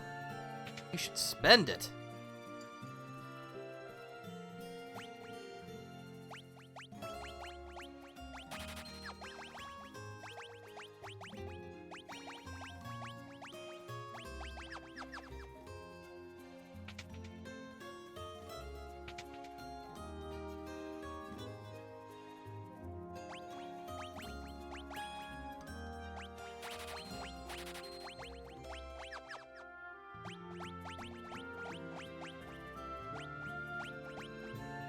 It does lower our accuracy, but that's okay. It gives us a nice damage boost.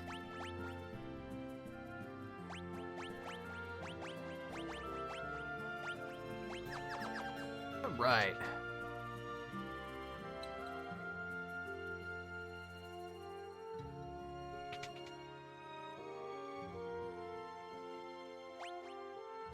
This is MP.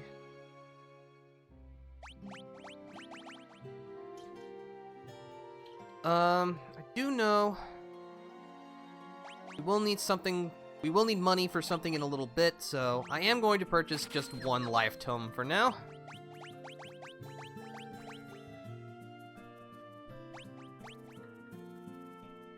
Not sure who to teach it to, though.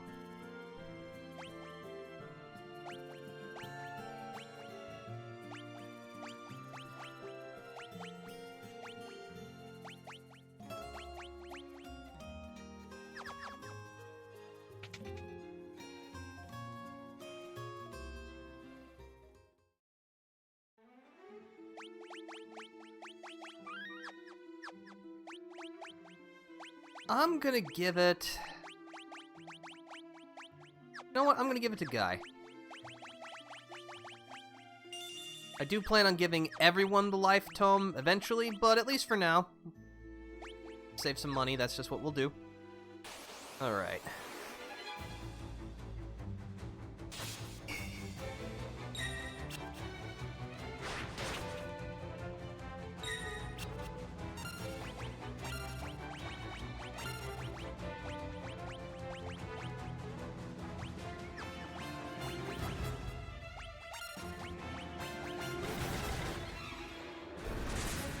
Now, I know what you're thinking. Defender, you're casting life. No one's KO'd. Why are you doing that? Well, once we get out of this fight... Gotta level up the spell, right? That's correct. It will level up even if you don't do anything with it. Useful to know.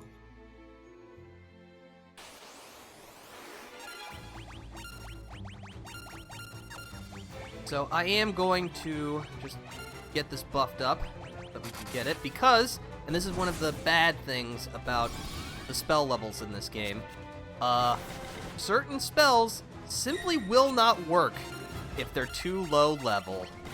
Oh no. Yeah, so the life spell gets more accurate the higher level it is. So it may just completely miss the target, even though the target is a corpse. It's not going anywhere. Which is both kind of funny and also very frustrating. We're going to take the boat back to Paloom. We're not going to pay Sid for the airship just because it is very expensive to do so. And we need all the money we can get our grubby little hands on.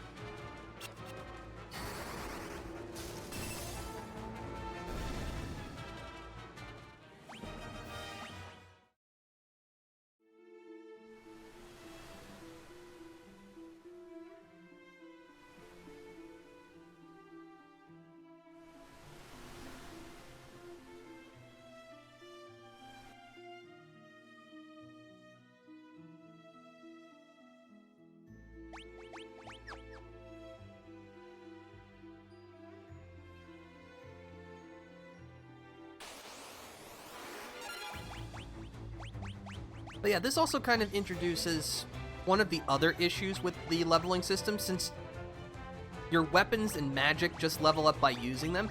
It does not matter who you use them on, just using them gets you the experience. So, you know, the weakest enemies in the game and the strongest enemies in the game, at least in terms of, like, leveling, are essentially the same. A stronger enemy can take more hits. Yeah.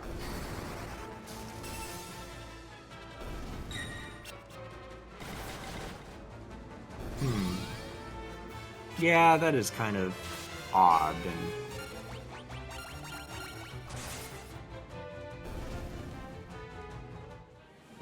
how would you fix that?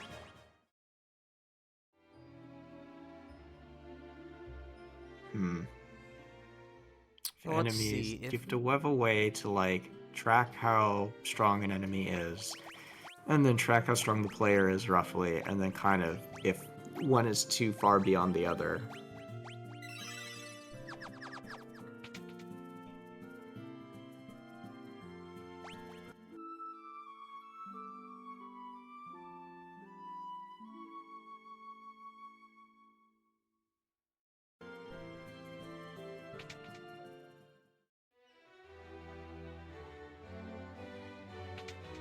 Alright, well, we got the mithril, so we're gonna show it off. Show how awesome we are.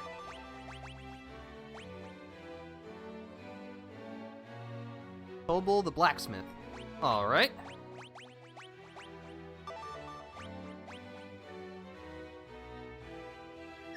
Look like there's anything new to learn for right now, but that's okay.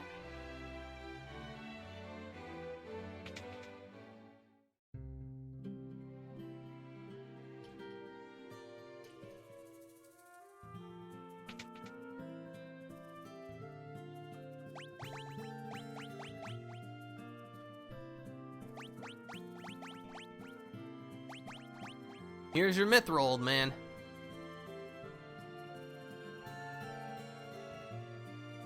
Hammer time.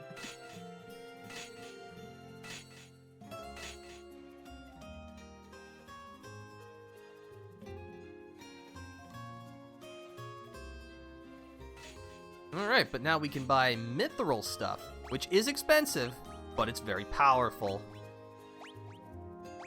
Let's see, we want to grab a... It's a lot of magic sword. interference. Yeah. But that's the price you pay.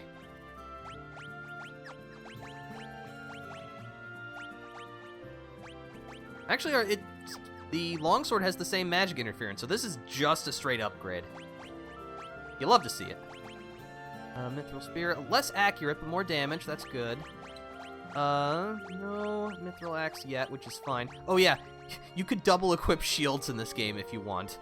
But why? I don't know what practical purpose that would serve, but, well, I mean... Caster build, maybe? Yeah, that would make sense. Although that's a you know, lot of magic interference. Yeah, but you can see our accuracy and evasion jump up dramatically, so yeah, I guess that would be a way to do it. You can also, I should say, double equip weapons as well. So if you want to go like full Unga Bunga beat stick, you can do that too.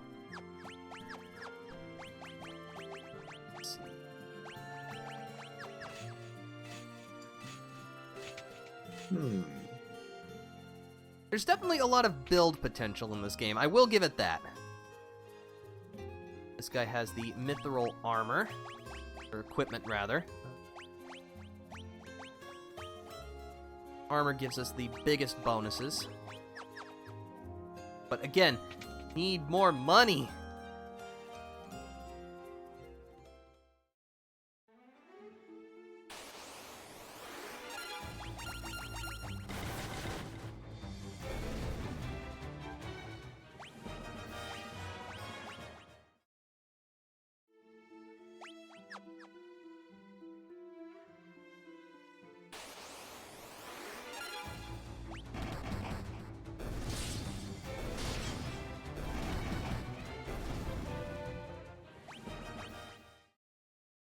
You may also notice I've not been doing a lot of upgrading of Minwu's equipment, again, because the fourth party member cycles out throughout the game. It's kind of hard to justify really giving them that much. I mean, obviously we don't want them to keel over, but, you know, our three main people, Furion, Maria, and Guy, they're going to be the ones we want to invest in the most.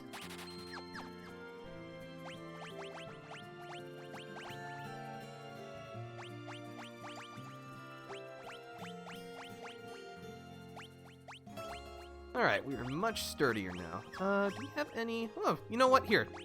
This. Okay. Unfortunately, we are now flat broke with only a single guild to our names.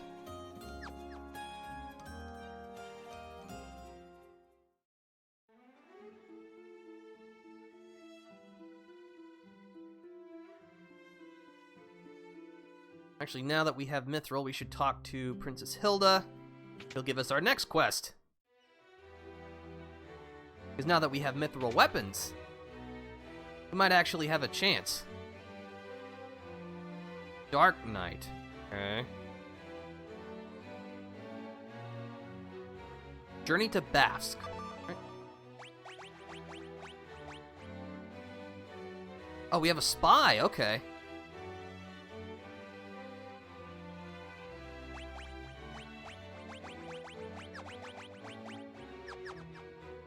Alright, so looks like Bask is next, and we're actually gonna make a strike at the Empire.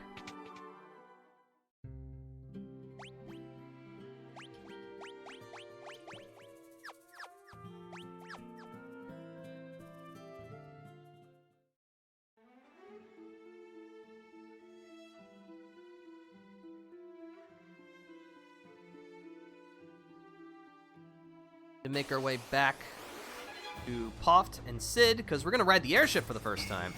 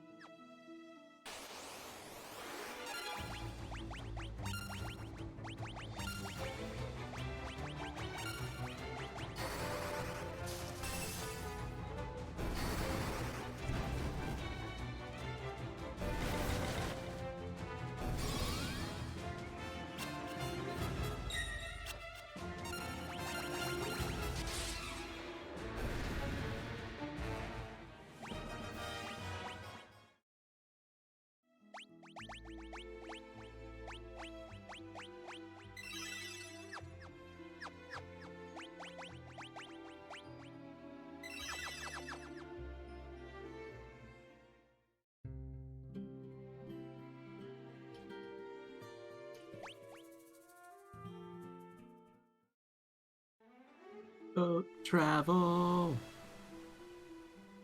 We're on a boat.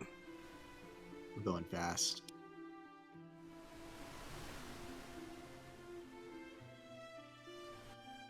Alright, we don't need that much gil to get there. Fine. We are heading into enemy territory, so even though it's just a little bit, I'm gonna regain the MP that I've lost.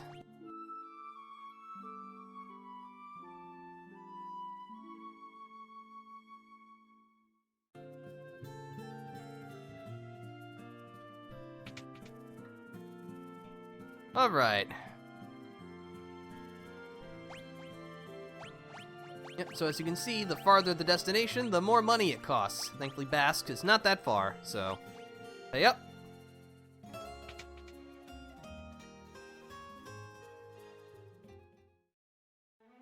There's the airship!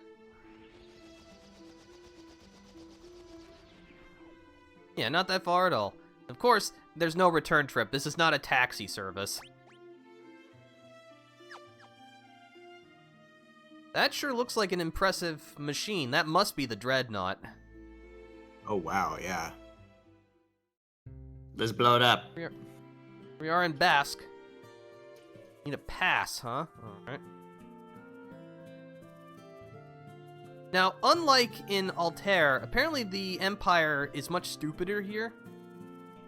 They don't recognize us, so...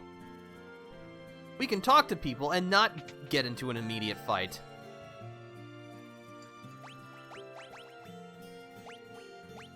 Very convenient. Also, yes, while the town is currently oppressed, all the stores are running, so, we can at least purchase stuff. Well, I mean, we could if we had money.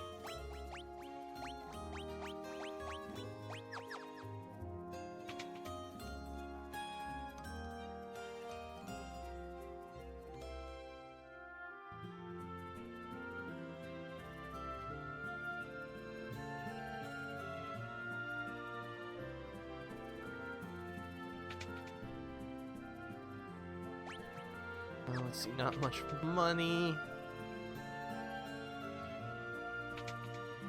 If there's anything, yeah, nothing special. Let's see, what? So it seems like everyone is very unimpressed with General Borgin. Got some new magic. The Basuna and Isuna tomes, which are quite useful. But again, they cost too much money.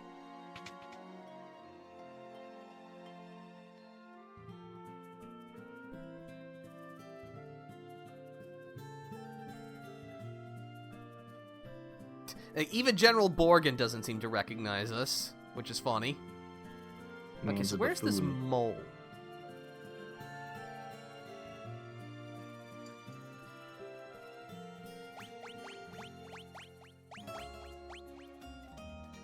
Ah, you're our guy. Alright, see you later.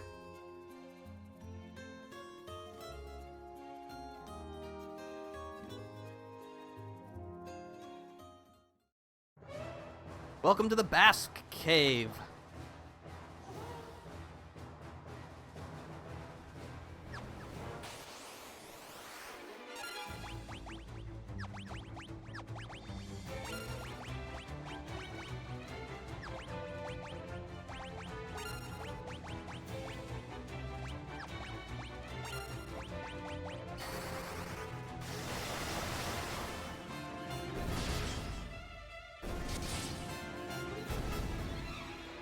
Nice.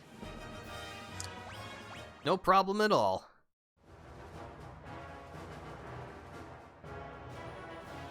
Also, get used to this song. We're going to be hearing it a lot. Is this like the Empire's theme?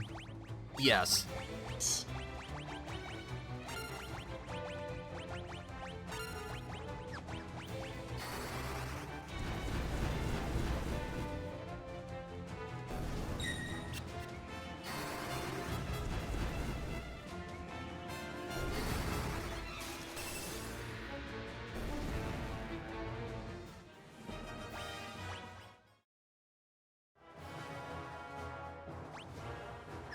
I want that.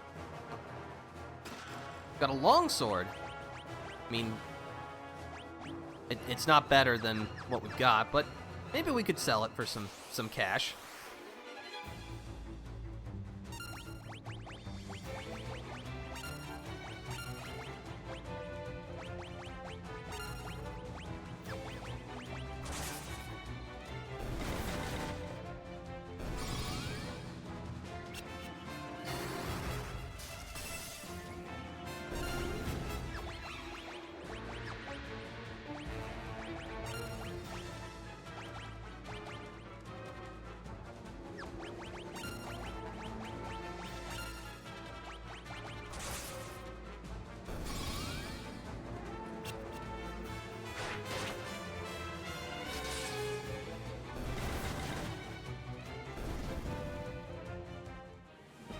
Alright, the life spell is increased.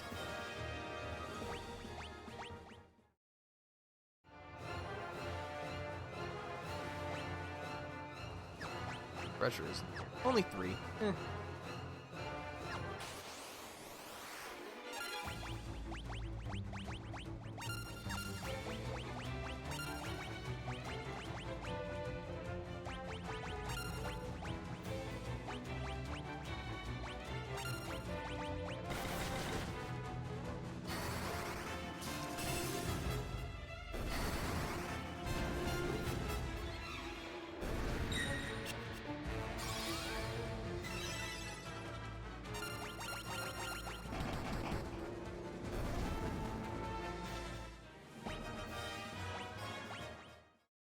But yeah, as you've probably seen, the story is a lot more involved into, in 1 it was just, oh, we're on a quest, we gotta restore the crystals, and, we did things, but we just kind of did them because they were there, like, oh, the people are in trouble here, we can help them so that they can help us, but here there's actually, a bit more of a rhyme and reason as to why we're doing these things. There's plots.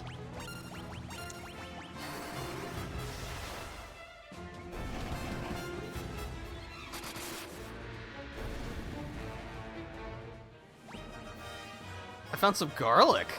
Ooh. What does that do again? Deals damage to the undead. Oh, that makes sense. Yeah. Well, if we find any undead, we'll give it a shot.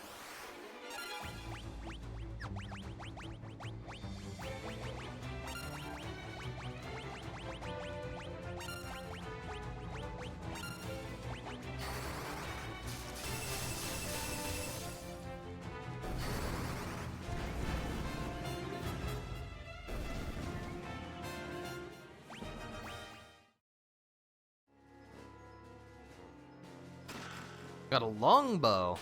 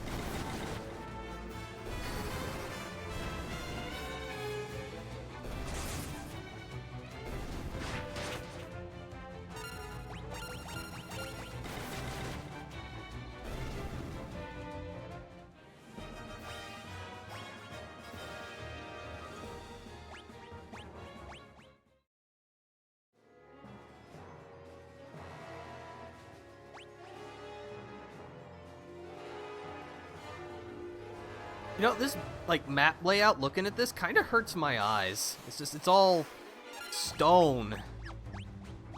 All samey.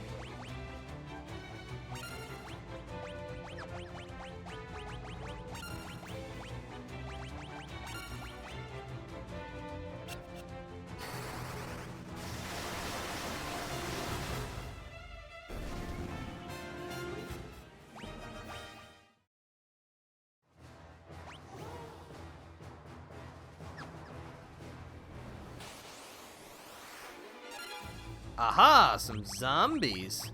Alright, you know what? Let's, Oh, it's a multi-target.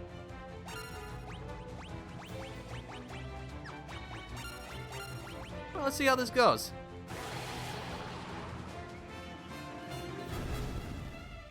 That's not bad.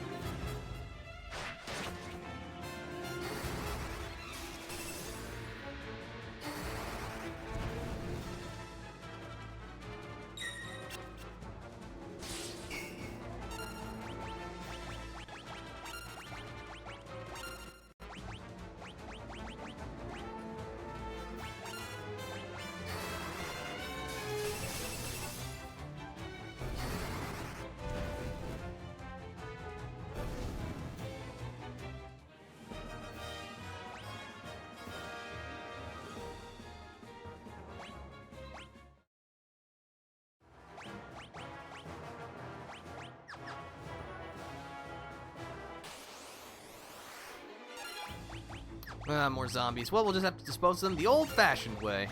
Alright. Actually, they're undead, right? They should be. Ah! This is the first game they started doing that. Yes. Aha!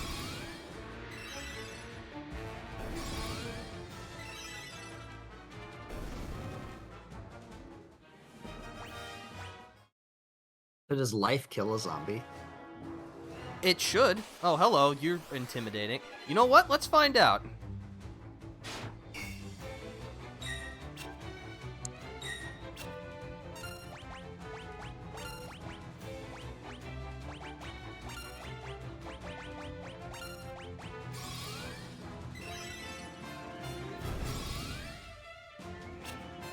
No, it does not. Or maybe it just didn't hit.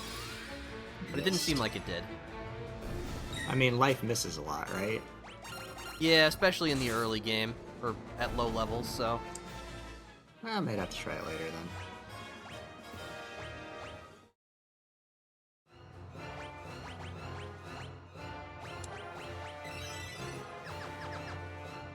Hello, sir?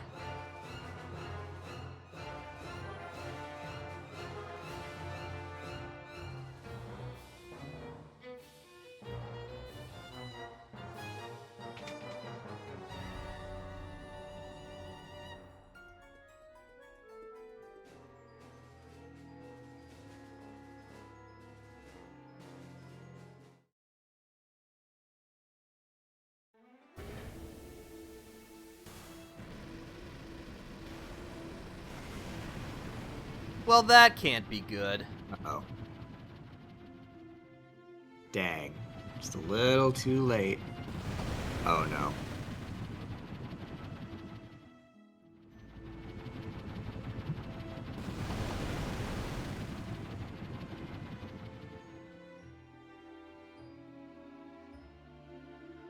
Well, Wow. that's not good. Uh-oh. Who knows how many people are dead? Yeah, that's so... Yeah, so these guys just rose several degrees on. Oh, they gotta go meter. So we gotta hurry this up. Otherwise, there's not even gonna be a planet left to save.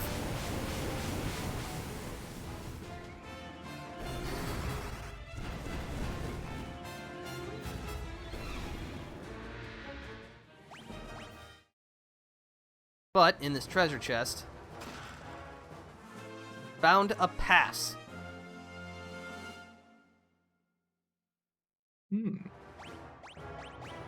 Pass granting authorization to board the Dreadnought. So, like, what? It's like high school. You just need to pass the hall monitor. Is that how we're doing things? Maybe it's an authentication key of some kind. Who knows? Could be. But whatever, we got it. I think we've got a teleporter to get us out of here. All right.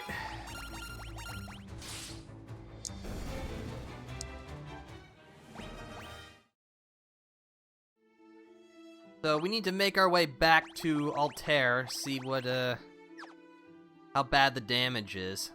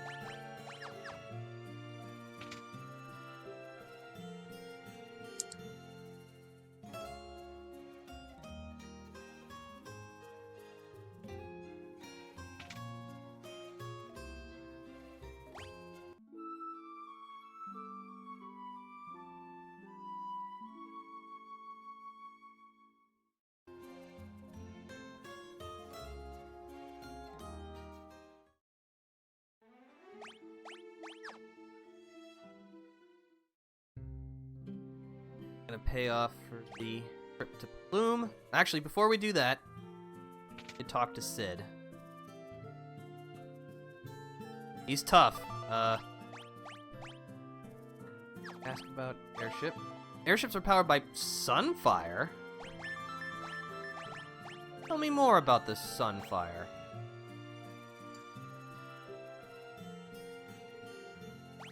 Interesting.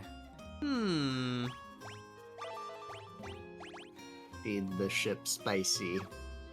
Yeah. Make it explode. So if we can figure out how to get it to overheat, we could take it down. Of course, the question is first, how do we get this Sunfire, and how do we get aboard this dreadnought?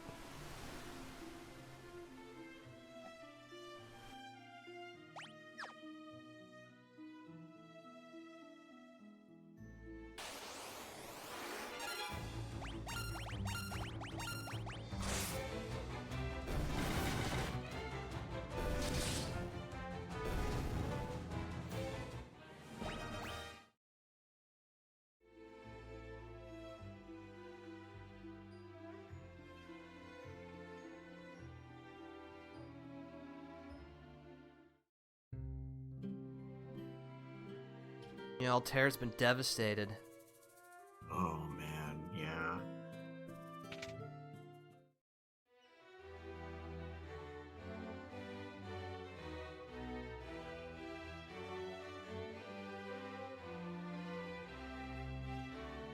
Ooh. Yeah. How do you gonna board it? We should talk to Princess Hilda. Maybe she can clue us in. Figure something out.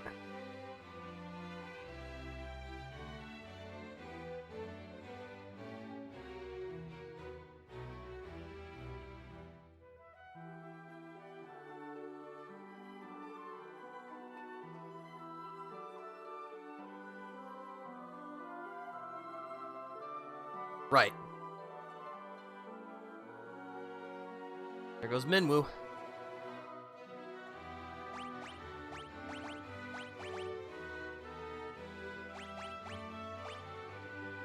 Crest of the Kingdom of Kashan. I think you've mentioned that before. Isn't that... That's the kingdom Scott and Gordon are a part of, aren't they? Kashan. Yes.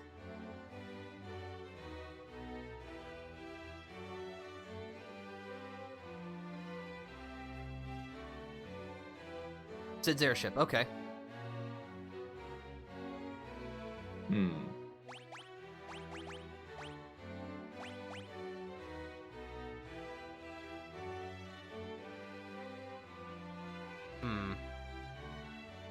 So you need something to put it in.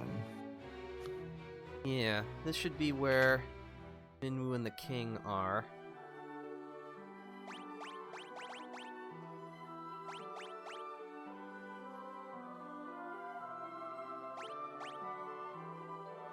Festival of the Flame. Ah! Angel's Torch. Unfortunately, it doesn't look like that's a term we can learn. Does it? Well, you're in Mask, so... It's lit up green.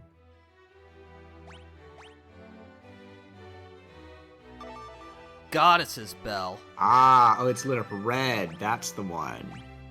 Alright, tell me about this, please. Only known to the royal family. So Scott and Gordon. Okay, Scott's dead. Gordon would know then. Aha! Alright, so we gotta figure out where Gordon has gone. Hopefully he'll be able to tell us where this Goddess's Bell is.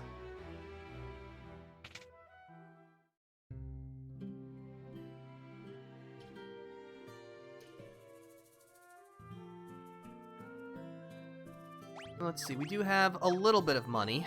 See if we can pick up anything else. I think we can get, like, the last magic tomes for... No, this is where we revive dead party members. Don't get magic here.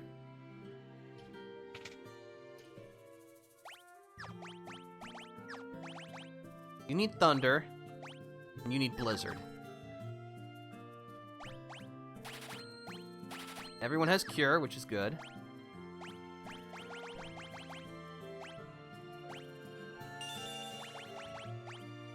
Alright. Everyone is now magically covered.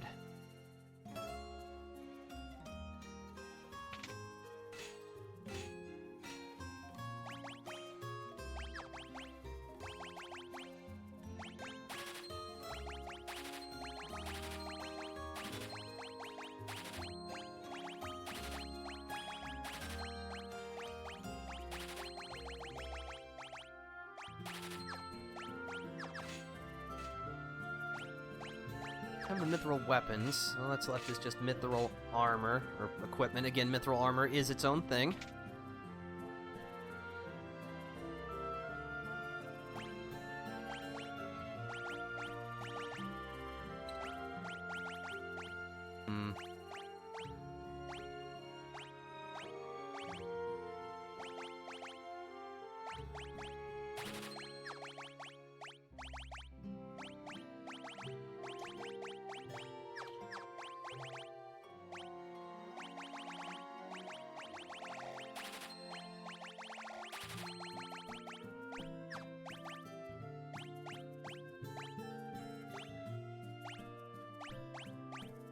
I think more magic defense would probably be good for now, so fortunately that's all I can afford.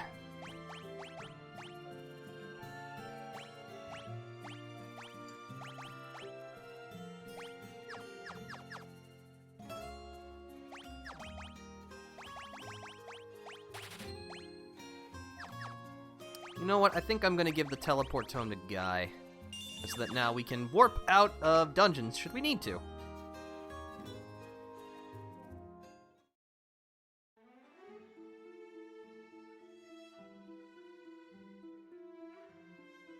So, still have Minmu's canoe, which is good.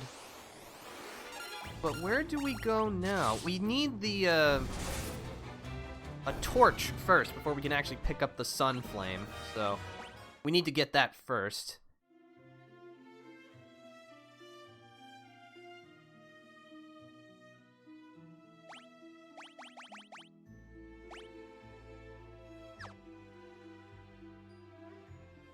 Oh yeah, didn't that guy Joseph say that he would talk to us once we got everyone out of the falls? Maybe he would know something.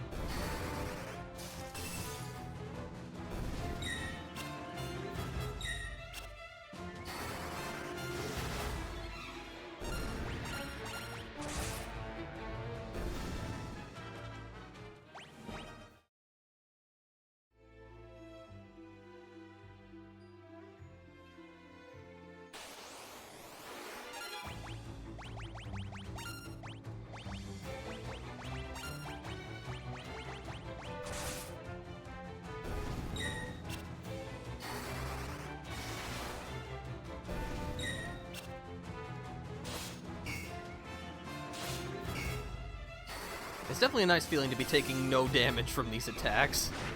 Well, except for that one. Strong.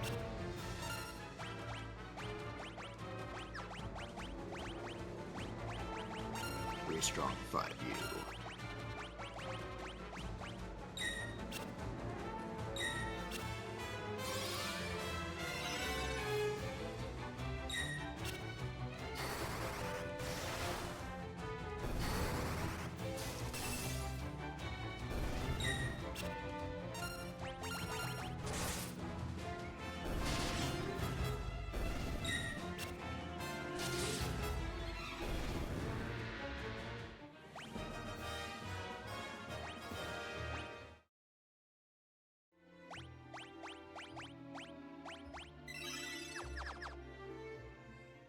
It looks like the town was spared from the dreadnoughts for now.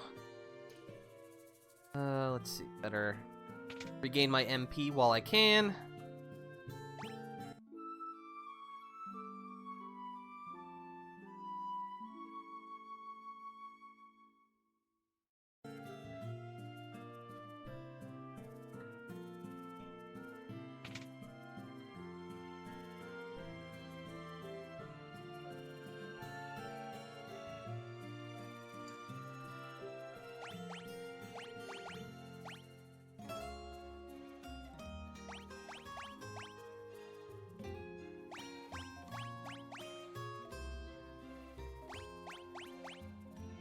Snowcraft, okay.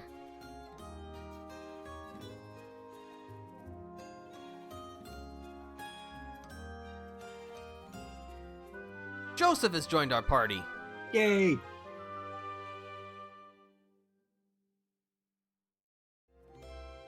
Alright, so Joseph is a monk type character. He attacks with his bare hands.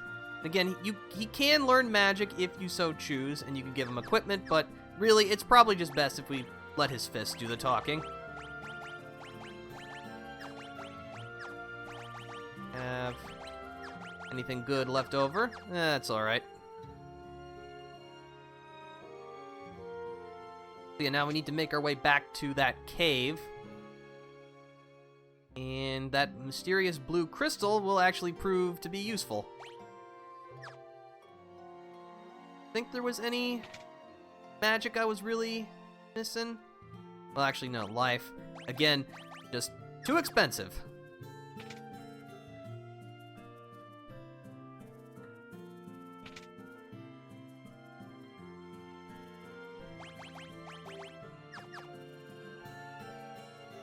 Cross mallet.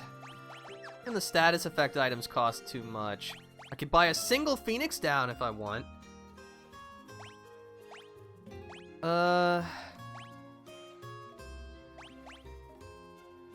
No, I need to try and make sure I keep my money for equipment and that kind of thing, because we are getting to a point where, at least for a little while, we're not going to need to purchase as much stuff.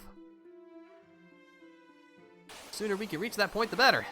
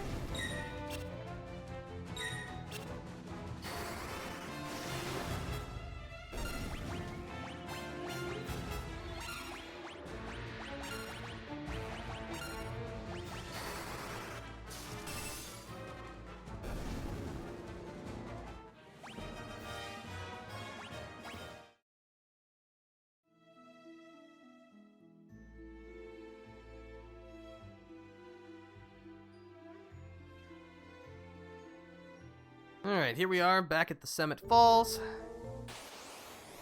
Get past these couple of monsters, we'll, get ourselves a spiffy new snowcraft.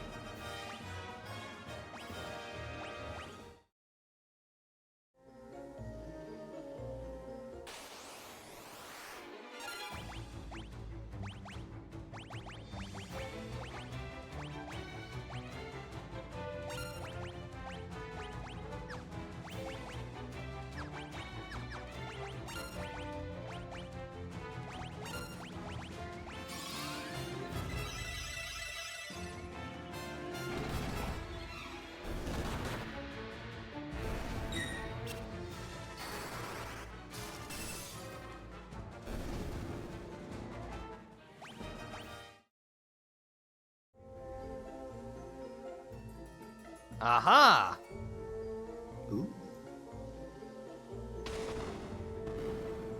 A secret door.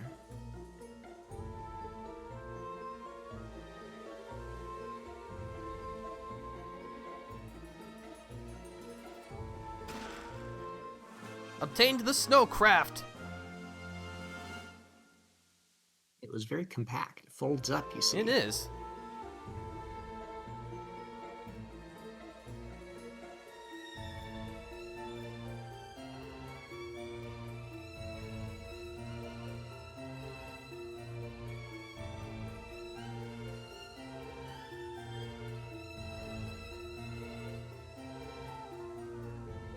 Let's see. Once we get past like the little area where we need the snowcraft, we will actually be like right in front of another big dungeon, and I do mean a big one. So I think just to avoid having this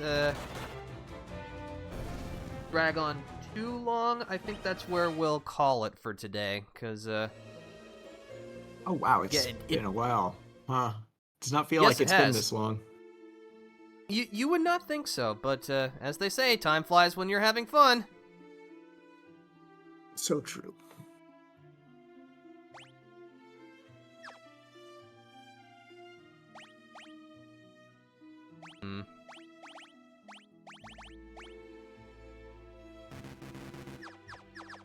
Also, in case if you're wondering, unlike in combat, you cannot use like a restorative spell unless you actually will do something with it.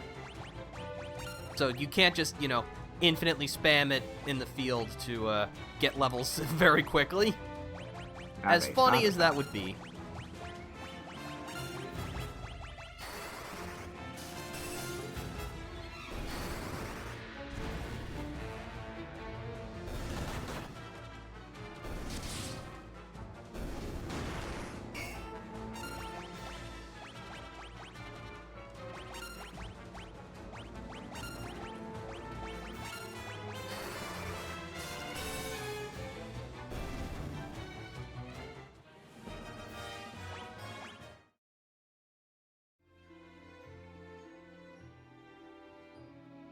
I am going back just to recharge my MP, because as we saw from the last fight, I'm going to need every single point I can get my hands on.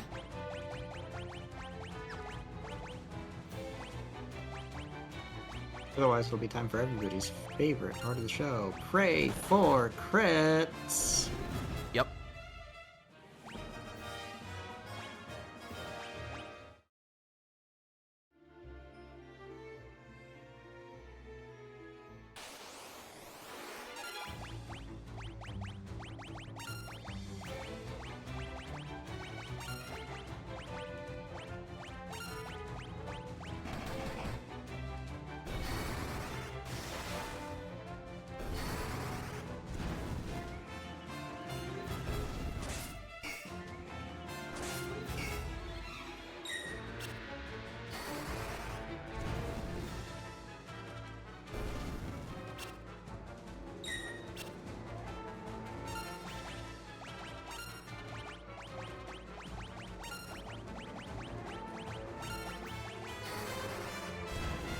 since we are moving into an icy area, I figured it would be appropriate to try and get our fire spells as high of a level as we can get them.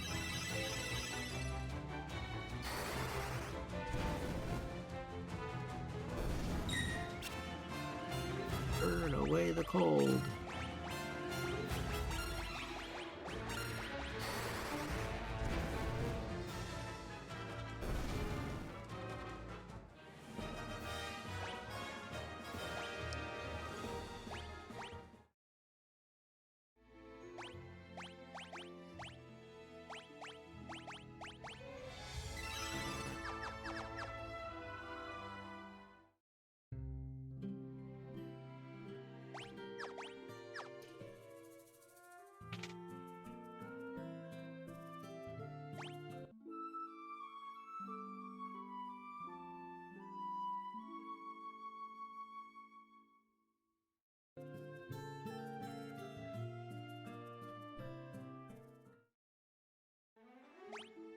Alright, so yeah, as you can see, like, that top right corner of the white area above us, that's where we're headed.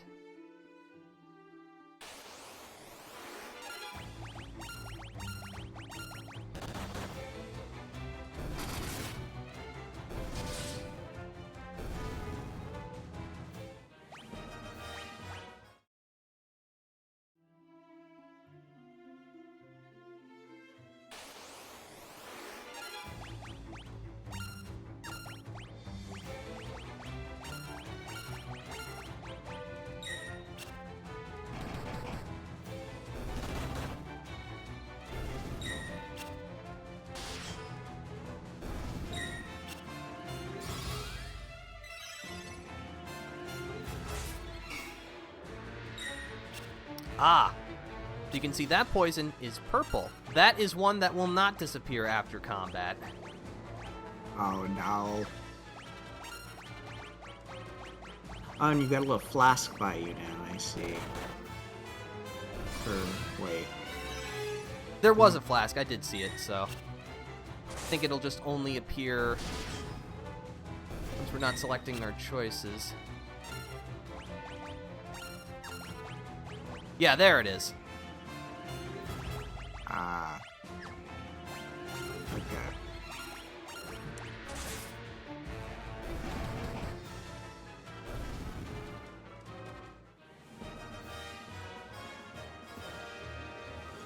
I mean, Joseph got hands.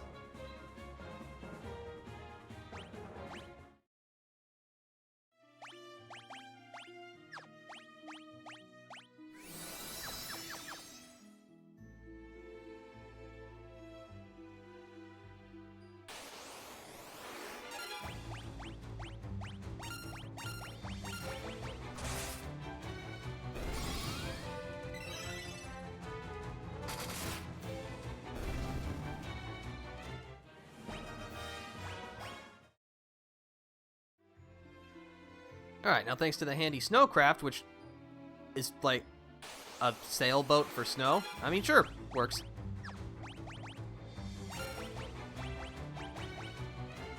Zoom.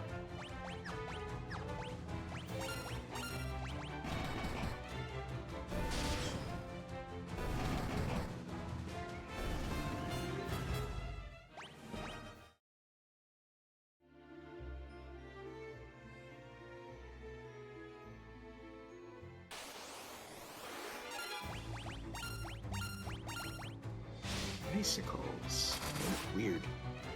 They do look weird. But that's okay, they're dead now. Very pointy I am trying to creatures. conserve my resources until we actually get there, because, again, this dungeon is going to be a lengthy one.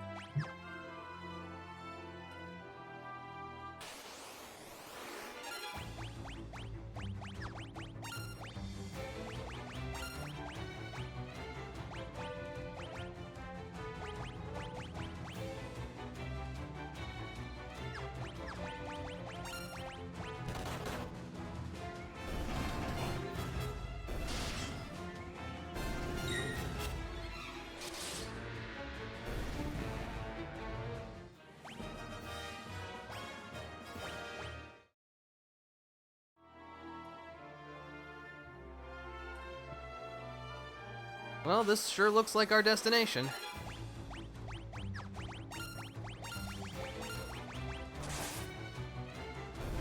Oh boy, dungeon time.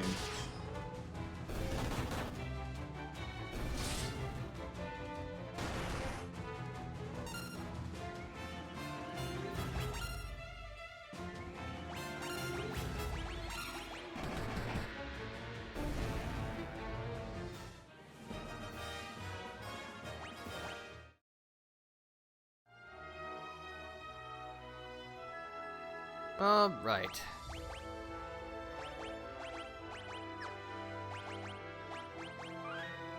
Well, we're here at the Snow Cavern, which will be our next big dungeon. And again, I do mean big. We're going to be here for quite a while. So, with that in mind, I think it would be smart if we simply call it quits for today. All right. We'll have something to look forward to for next time. A lot happened. Sure did. Unfortunately, a whole lot of people are dead, but we're gonna stick it to this empire. We're gonna burn it to the ground if it's the last thing we do. Hell yeah. So thank you for stopping by, everybody. I hope you enjoyed yourselves. Thank you again, Flagninja, for joining me. If pleasure. people are interested in what you do, what is it that you do? I stream on Tuesdays and Wednesdays. I've been playing through Armored Core 6. I have an Ace Attorney series, but it is on hiatus at the moment. And I'm a variety streamer. I do all kinds of things. I play Final Fantasy XIV sometimes on Tuesday as a kind of a way to end it off. Lots of things. I host events in the Discord server sometimes. We're wrapping up a randomizer game where basically everybody. I think I've explained it before, but for people who are new, everybody's got a different game they're playing, and they're all kind of randomized together, so you can find stuff for other people. I do fun things. Come check me out. Twitch.tv/Flagninja. It's a grand old time. If you'd like to stay up to date on the things that I do, please consider following. But, for now, this is the Defender, signing out. See you later! Bye!